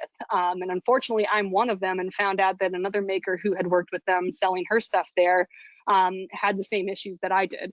But because I used a contract, I was able to, cover my butt. And I wasn't out any money from their silly antics, and I don't work with them anymore, and that's great. But, I think because I came from a graphic design background and I know how important contracts can be, it's really, I covered my butt basically, and I think you should too. And on top of all that, be a real business, get a vendor's license, pay your taxes, make sure your product is legit, and following all the recommendations that you have to do for things like packaging. I know with like food items, body care items, kids stuff, kids clothing and toys. Sometimes if you're doing handmade stuff for there's certain packaging that you have to do. Like if you're making a food item, you have to have your home address or the address for where it's produced on the packaging. And so that's something to be cognizant of, and make sure you're doing everything on the legit, because you don't want to get in trouble for, making somebody some soap that gave them a rash and then you didn't cover their butt. They don't know where to find you and come sue you. It's not great. So just do it on the legit, act like a real business. If you're going to sell somebody something, don't give it to them before you take payment. Act like a brick and mortar store, because you're working hard, and, that's why there's a reason they do things the way they do. Good question on that about the contract. So I'm curious, like, is there, because I used to actually sell wholesale too. I did like Ohio merchandise, and I ran into some crazy stuff, like, all kinds of things in contracts. I'm curious, like, if there's like red flags for you that you've noticed in the past with people with contracts or things like that. Like, for example, with me, I always looked for like a shrinkage clause. Like if stuff is stolen, then they're not responsible for paying for it. And exactly. That's what I was going to say. Other things that you look for that are like, if you hear them say that, you're like, oh, nope, don't want to work with you. Yeah, I think number one is like, if they seize up at the thought of even having a contract, that's a huge red flag. But I was going to say exactly what you just said, because my work is breakable and small and easy to steal. If the store isn't protecting the maker, by having that contract, then it's like, how do I know that, like, I don't deliver 100 mugs and then they're like, oh, 20 got broken, sorry, we can't pay you for those 20 mugs. I mean, that's on them to protect the merchandise at the end of the day. And they should have the cameras, and that's part of the overhead they have for running a store. And the overhead is what allows a maker to, cut their prices in half. They're taking care of that stuff for you. So they should be, making sure that you're not liable if something flies off their shelf, because they're providing the shelf. They're providing a safe space for you to sell your stuff. So if they don't have security cameras to make sure people aren't pocketing it and running out of there, then why are you cutting your prices in half to a 50% wholesale rate, So I think that's a huge one to look out for, definitely. And also, I think with a lot of these small stores, a lot of them talk a big talk about wanting to support local artists. But if you see them with the social media presence where they're sharing the artwork, but not necessarily tagging the artist, at the end of the day, I mean, I think that makes sense to a point. But it's usually a sign of a really good shop to work with if they are labeling whose products that they are selling. I see a lot of these like consignment stores or wholesalers of handmade goods just sharing photos, but not saying who made the stuff, because they want ultimately people to come to their store and buy it from them. But I think what they forget there is people want the convenience of a brick and mortar storefront that they can go in, touch the product and all that. So they might be willing to go to that store as opposed to going to an online website, buying directly from the maker anyway. So if you're sharing somebody's products, call them out. You should tell, these stores should be like saying who made it, because people do care, and that actually helps them sell the work.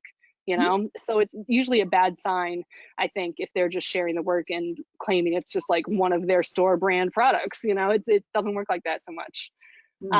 And yeah, so it's usually a good sign if a store is actively doing that.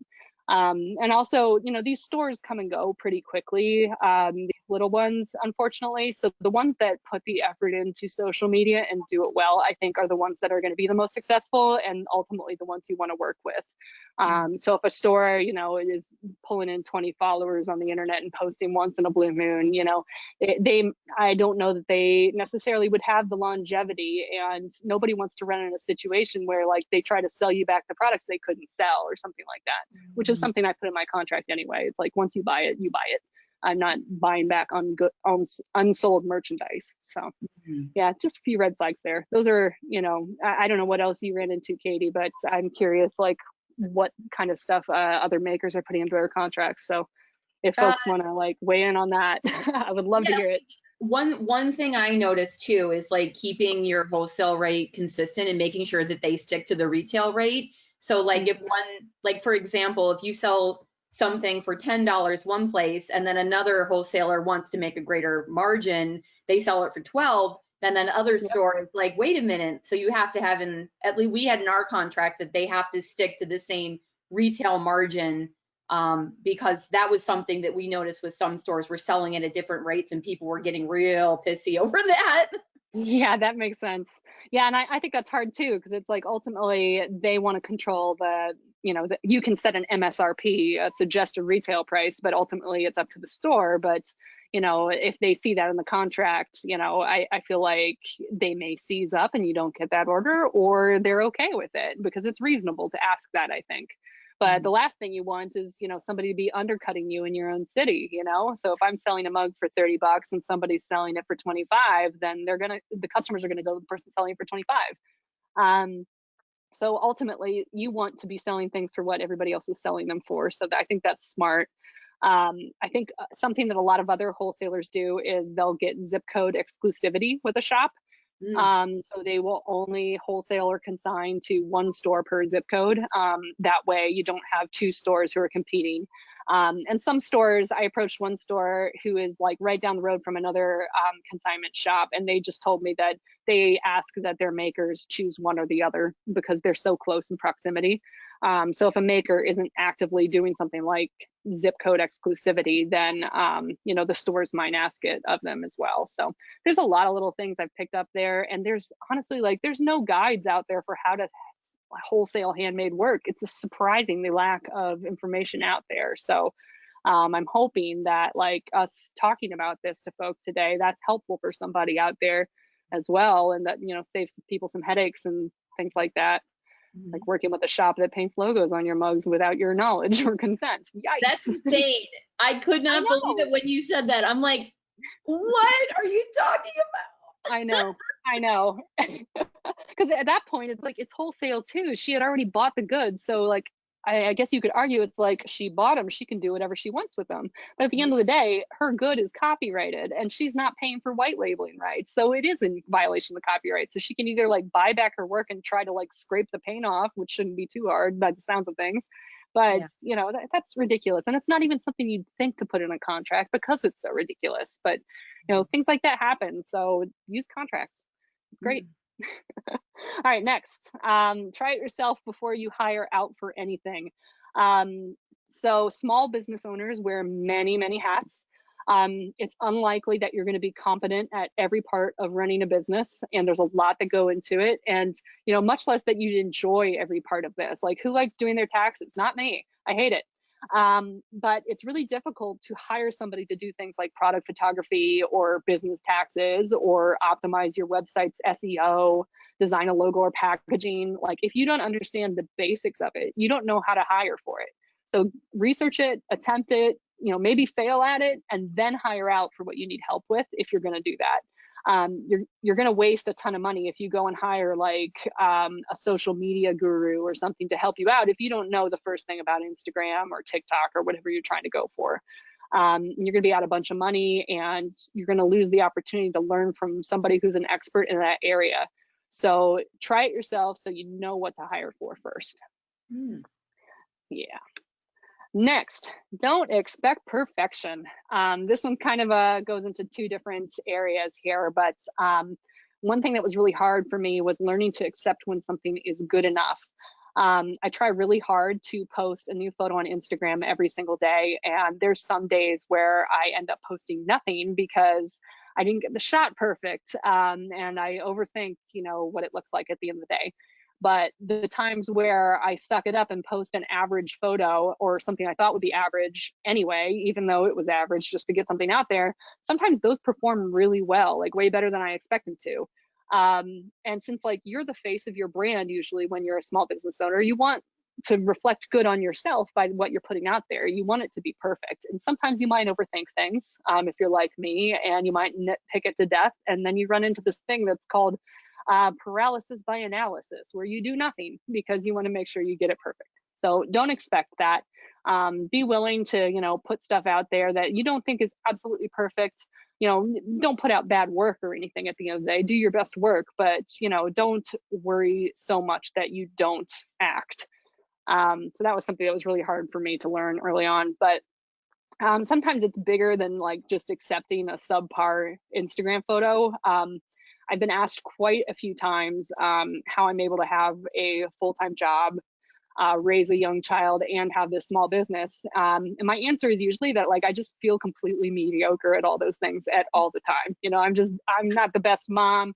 I'm not the best potter, and like I complain a lot at my full-time job, and I'm kind of a lazy designer sometimes. And those of your designers out there, my layers aren't labeled and there's like slop all over the pasteboard and all that. You get me.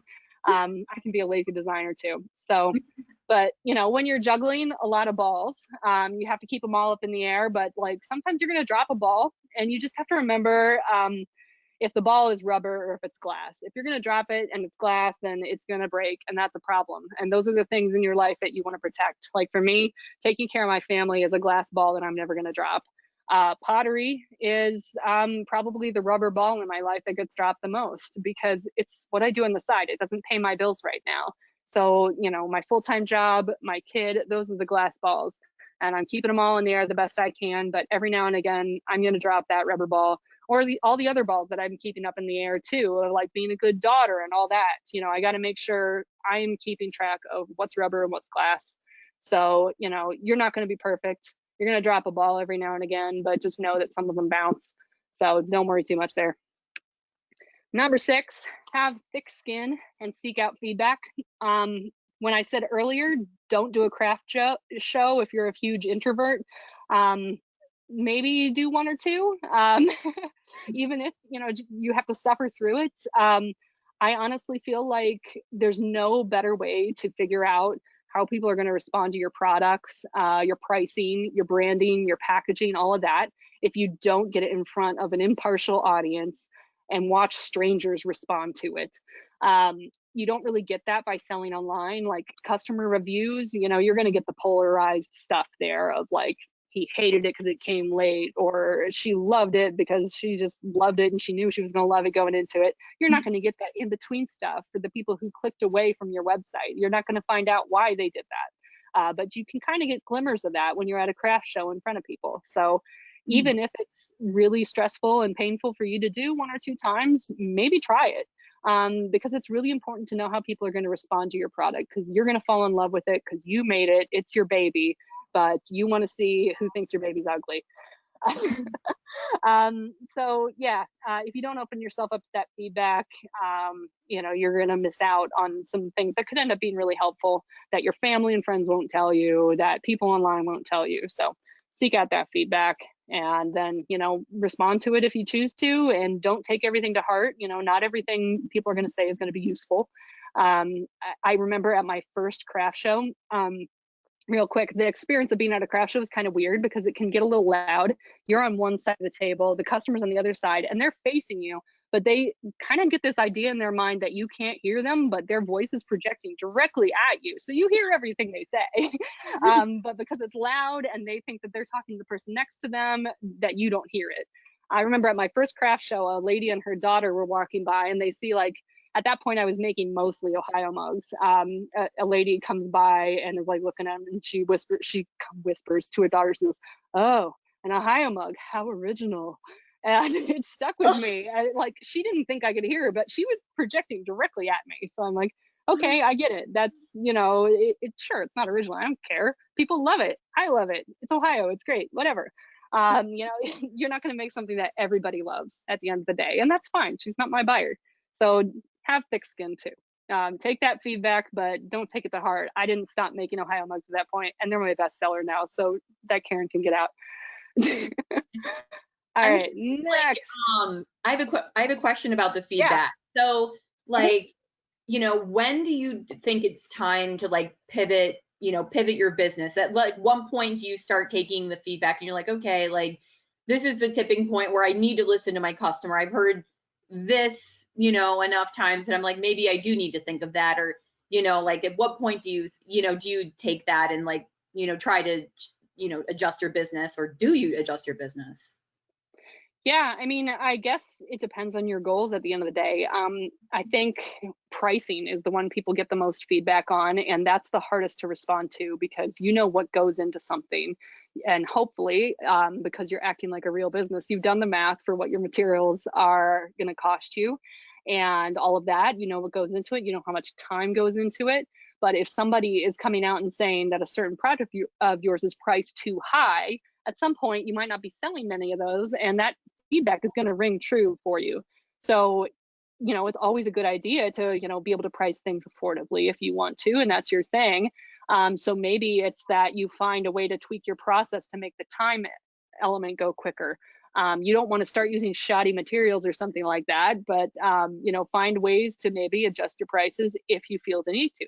At the same time, you know what goes into it and you don't want to cut corners. So if you stand by your prices, just accept that person might not be your buyer at the end of the day. A lot of people don't want to pay the premium for handmade work, and that's what's going on there. They want that $5 Target mug that's made in a sweatshop. So yeah, I mean, if that's your thing, is your handmade business, you can charge more. And I think a lot of makers just end up undercutting themselves because they get that feedback that it's too expensive, and they take that way too much to heart. It takes a lot longer to knit a scarf by hand than it does to go to Target and get that cheap one.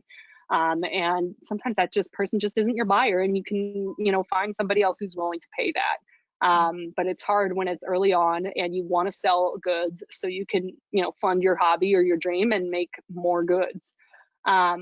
If the work isn't quality and that's the kind of feedback you're getting, then by all means, yeah, tweak your process, learn from that. That's the stuff you want to, make sure that you're getting right. So that's the feedback that's like truly a gift of like, oh, the bottom of your mug is too rough or something like that. If I got that feedback, I would ultimately, change my process to make sure I'm not scratching people's coffee tables. So I don't know. Your business and your product and what's important to you and how to grow your business. So I think it's ultimately a very personal decision for every maker to figure out like what they need to tweak and what feedback they need to respond to. Does that answer it? No, for sure. Yeah. Cool. I was just curious. I always got the question of, I'd buy it if it was this, I'd buy it if it was that at craft shows. And I'm like, you know what? Maybe you just don't want to buy it and you're looking for an excuse. Exactly. I don't know. Yeah, people want to be so helpful. There is a Facebook group called am I allowed to swear? Yeah, heck yeah. All right, shit overheard at craft shows. So this is where makers go. You should join this group. It's hilarious and also heartbreaking. Yeah, makers go there to report either bizarre things that they've seen at craft shows or like people who like are walking around holding an iguana, stuff like that. But also things that people have said to them. And there's somebody made craft show bingo for all the like ridiculous things that people say to you while you're a maker. I'm like, you know what you should make? You should make an Ohio State mug with scarlet and gray, because not enough people are doing that. I get that one a lot. Oh, Lord. And I get it. I love the Buckeyes, but man, there's enough of that already in the world. And scarlet and gray don't look great together all the time, so whatever. But yeah, really fun group. Definitely check out Shit Overheard at Craft Shows, because you hear the same stuff over and over again. It's bizarre. People just want to be so helpful. Sometimes they're just not your buyer. They just don't want what you're making, and you don't have to tweak it to please them if you don't want to. Do your own thing. All right, number 7, small fees add up. So I am not on Etsy anymore. I was initially, and I totally support you if you want to go to Etsy. I think it's a great way to get your product in front of people, somewhere where that already has an audience. That's great. But just keep in mind that small fees can really, really add up, especially on Etsy now. In the last year, they've made some significant changes where they provide off-site advertising now. So like your products can show up in Google search results as in their shopping page, and that's really awesome. But they do charge you quite a bit. And from what I'm hearing from people who are still on Etsy, at times your product, they could be taking as much of as a 25% cut. And that really adds up. So definitely keep an eye on that, what kind of fees you're paying, and make sure that, you are actually going to, be able to fund your hobby or creative endeavor, side business, whatever, and that it's not bankrupting you, just from silly things like that. I'm personally on Shopify now. It's pretty great. I pay 29 bucks a month. And if I want to add some apps, those fees can go higher, but that's basically like I sell one mug a month and I cover that. And I don't have to worry about any listing fees or offsite advertising fees or things like that. I can choose to opt into what I want to based on how much I bring in that month. So, but there's also a lot of great other little tools outside of, just your sales channel online. There's things like Tailwind for Pinterest marketing, Marmalade for SEO if you're doing Etsy. The Lightroom phone app has a paid version for phone editing that's actually super helpful if you don't have Photoshop. All those things can really add up quickly. And you might think that, like $2 to $5 here or there per month, it's not going to kill you, but before you know it, that stuff is, just yet another mug you have to sell every month in order to cover your bases with that kind of stuff. So I highly recommend keeping track of your expenses in QuickBooks and things like that throughout the year. It makes your business taxes a lot less painful at the end of the time. And, keeping an eye on this stuff helps you from draining your wallet from all the little things.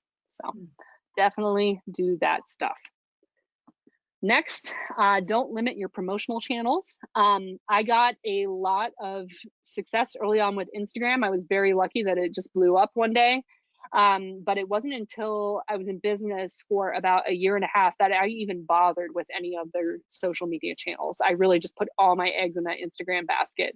And once I started to branch out into things like Pinterest, Facebook, email marketing, I realized how quickly what a mistake it was to just like throw all my eggs in that Instagram basket.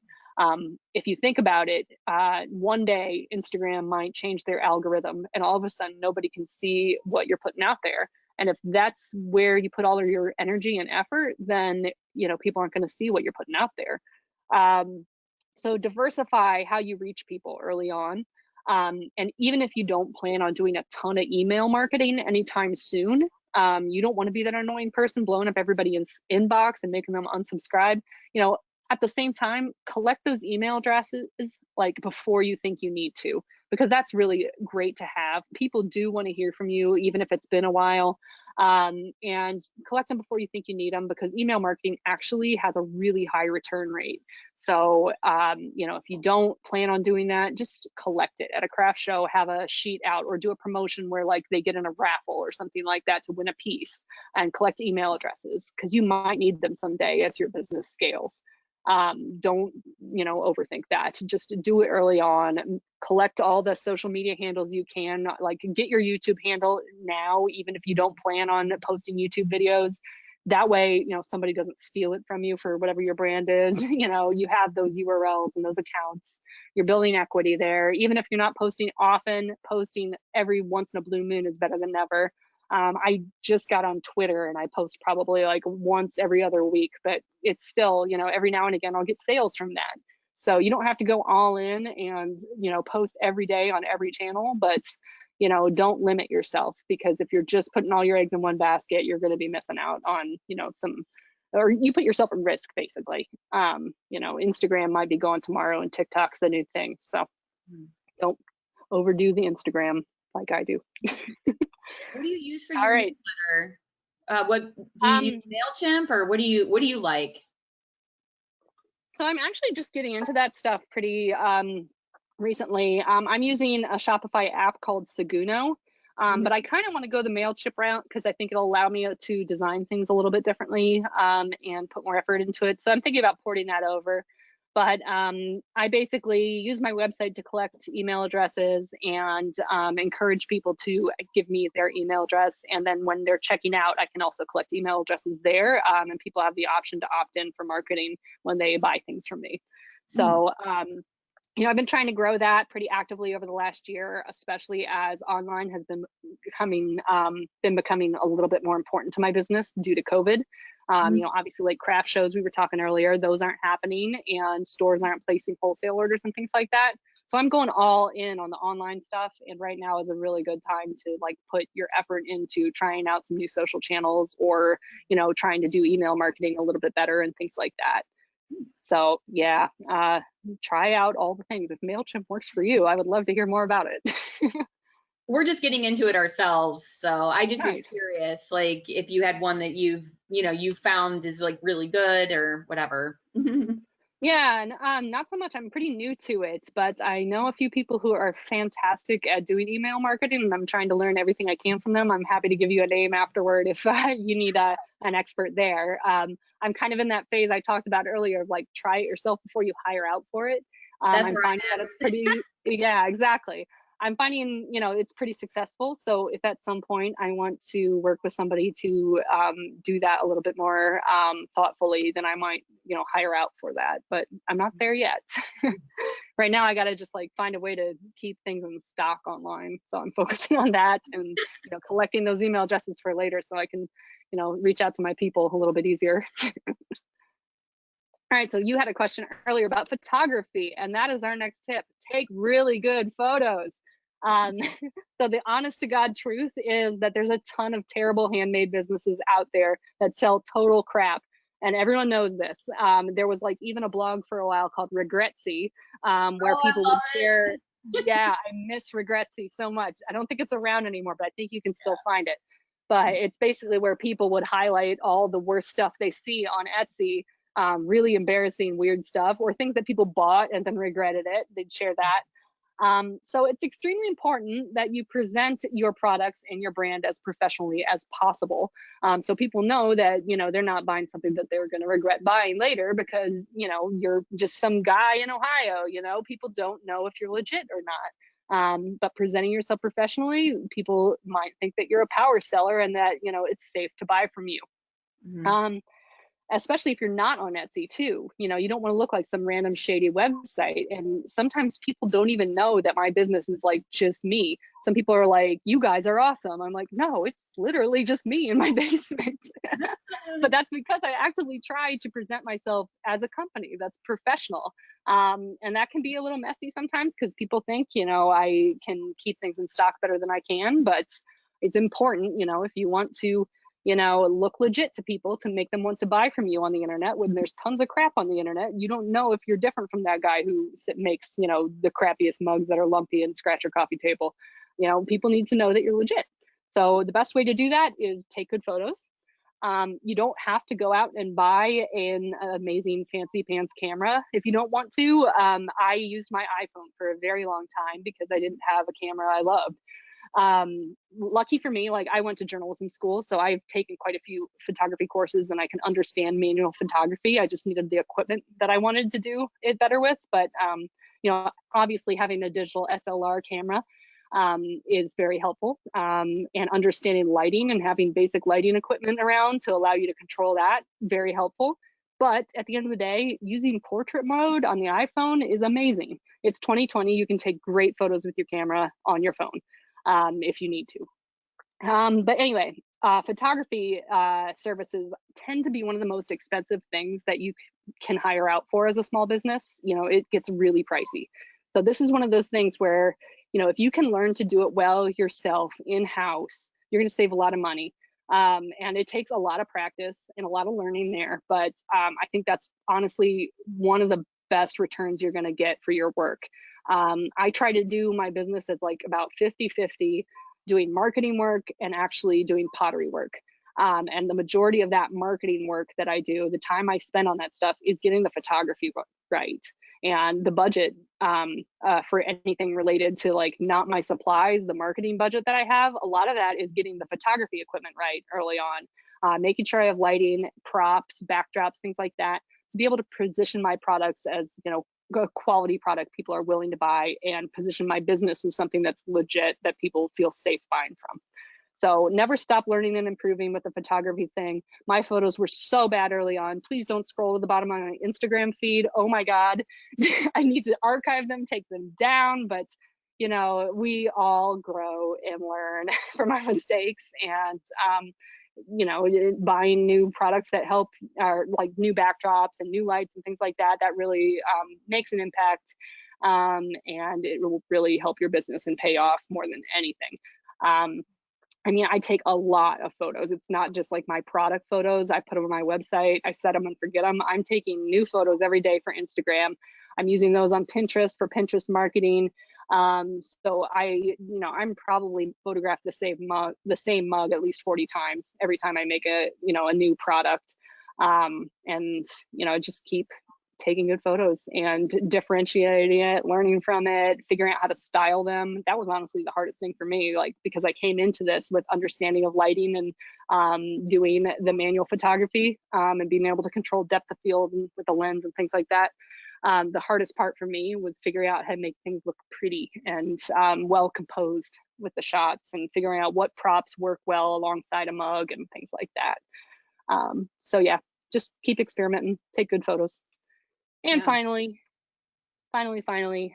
make friends with other craft business owners. This one really pays off too. There's a lot of things that go into small businesses, especially a handmade one. People who aren't in that world really don't understand and don't know how to help you with that kind of thing. So like even your best friends in the world aren't going to be able to talk you through like what to do if somebody copycats your work, the same way that like another small business owner might. Your friends are likely to be like, I'm gonna go get that bitch, I'm gonna throw down, I'm coming for her. But that's not really the tactic you want to take, and somebody who's been through that, they're gonna know how to advise you to move forward. And like I said earlier, like with this wholesale stuff, there aren't a lot of resources to teach people how to wholesale their handmade work. I learned that like a lot of this stuff by reaching out to other potters who I saw were wholesaling. And like when I got somebody ask me like, oh, do you wholesale? I was like, yeah, sure I do. I've never wholesaled before, but I'm gonna say I do. They asked me for a line sheet, and I was like, what is a line sheet? I need to figure out how to make that. I'm like, oh sure, I'll get you that tomorrow. And so I spent that night emailing other potters who wholesale. I'm like, hey, what's on your line sheet? And like Googling it and trying to figure out what they do, and what's important to make sure you have on there. So having that network of other small business owners who can help teach you what the heck to do, be your mentor in a way, that's always great. There's just not the resources. So really you just have to go to that one-on-one human contact sometimes and, make those connections. The other thing is like with craft shows, as you probably know, there's like a lot that are great, fantastic shows that pull in a ton of people, have quality work. Then there's a lot that are just crap, and you spend your entire day sitting there to make $200, and everyone's mean, and there's no internet, and it's hot, and they blast the same 3 Christmas songs over and over again, and it's miserable. And there's no way that you can know that going into it if you don't ask around. I often think that like if I had the means to do it, I would make an app for like craft show review. So like makers could go on there and post a review of these craft shows, because there's thousands of them out there and a lot of them are craft. You need that word of mouth to figure it out. And one of my favorite potters that I'm buds with on Instagram, RD Ceramics, Ryan Durbin, I actually met him on Instagram by DMing him, asking about a show that I saw he was a vendor at in Cincinnati. And I was like, hey, how did you do at that show? Would you be willing to share? And he shared, and like I've met this person in real life now. Like we went to Chipotle, and we talk all the time and stuff. So having that network of other potters, other makers, they don't even have to be the same kind of discipline as you. Like I'm buds with a candle maker, and we talk all the time about the things that we experience and the bizarre customer questions and things she gets and stuff like that. So yeah, definitely have that network. And also too, one thing I've noticed at craft shows is it's great networking. Even if your sales are crap, it's really great to meet customers, even if they're not buying. They'll come to you after the fact and like shop your online store if they don't buy that day. So don't get discouraged with those bad shows I was just mentioning. But also those shows tend to be like the last hour is usually makers shopping other makers. And if people come by your booth early on and introduce themselves to you, go see their booth after the fact, talk to them and all that. And it's more than likely that that last hour, that craft show where the customers start to dwindle out, that the other makers are going to come back and buy stuff, because it's really hard to go to those shows and not buy all the beautiful stuff. You know, there's so much cool stuff. And like, I eat so many cookies too. Like, the food vendors are always my downfall. It's amazing. But support other makers and they will support you, definitely. And they're the ones who have great social media presences. They're going to like talk up your stuff. If you talk up their stuff, just be a good guy. Hang out with other makers, talk to other makers, because we're all in that together. And that's one of the most amazing things about the handmade community, is that people lift each other up. And there's a lot of really, really great shows out there, a lot of really great makers, a lot of great stores who are all about promoting other small businesses because they've been there. So make buds. And that's about it. So I am willing to stick around and answer more questions, or if you're watching the recording, DM me on Instagram. It's at Ice and Dust Pottery, or go to my website and fill out the email form, ask me questions. I love talking business. I love talking clay. I am more than willing to chat about all the things. And don't forget to vote, support small businesses, support the US Postal Service, because they're the ones keeping my shop alive. Buy some stamps. Arrest the cops who killed Breonna Taylor. I love you guys. Black Lives Matter. All the things. I've got a platform, I'm using it. Yeah, no, all like so important things. So I don't see any other questions in the chat.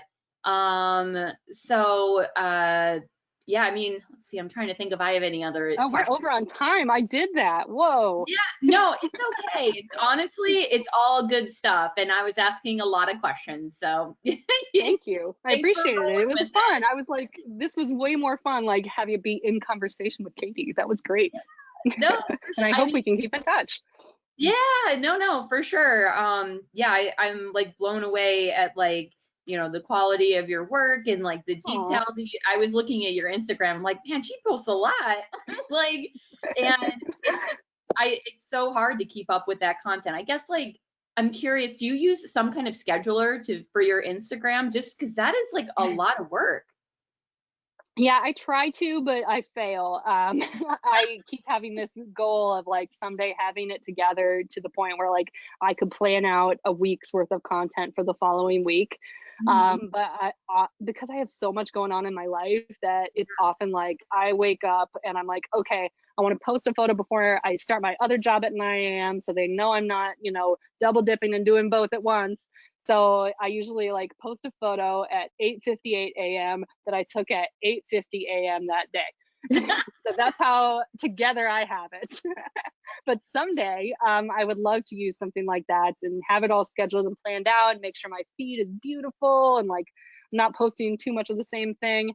I try to, you know, diversify things the best I can, but I have two tools on my phone that I just never end up using. A really good one is Planoly, Planoly.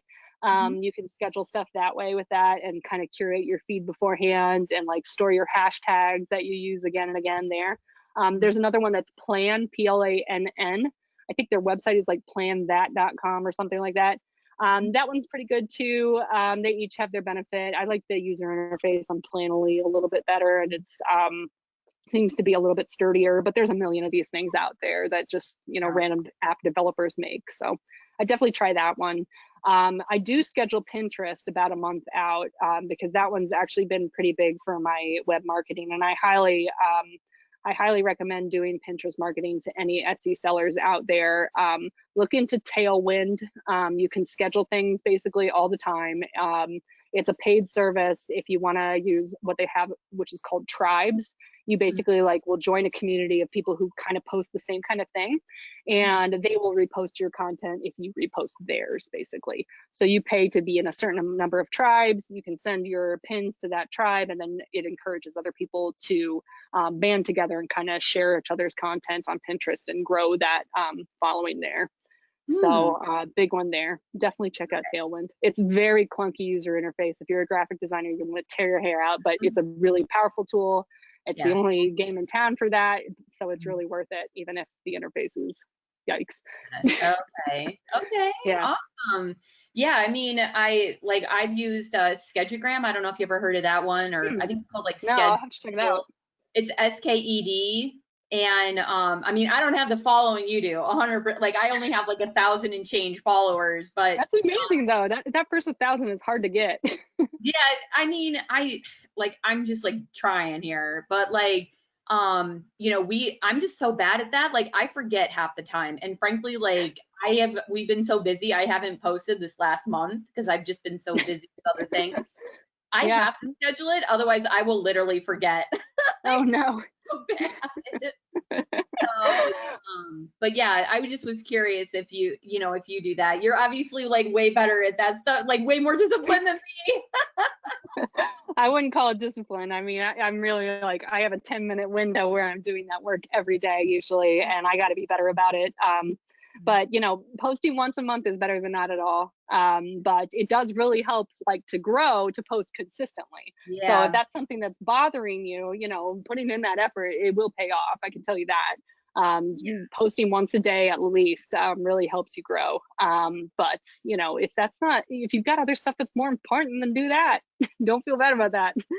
No, I mean, I think it like people like forget about you. Like that's what if anything has taught me anything in the social media world, is like Hmm. we've been like not busy and I'll do more like Instagram posts and people are like, oh my gosh, you're so busy right now. And I'm like, actually, I'm not because I'm posting more on Instagram. But it's just funny how people like see that you're posting a lot and they think you're super busy, but usually like for me, it's the opposite. The less I post, the busier I am. So I don't know. I just think it's funny how, how it works. Yeah, definitely. Definitely. I mean, a lot of the work I do is on weekends, like making pottery. So, like during the week, I'm not super busy with pottery. It's mostly the marketing stuff that I do during the week. And then, like, I make a huge batch of mugs every weekend, or whatever I'm making, not always mugs. But yeah, I used to like stay up late every night. Like, I would put my son to bed and then I would go from like 8 p.m. to midnight every night making stuff. And I was like burning the candle at both ends. It was too much.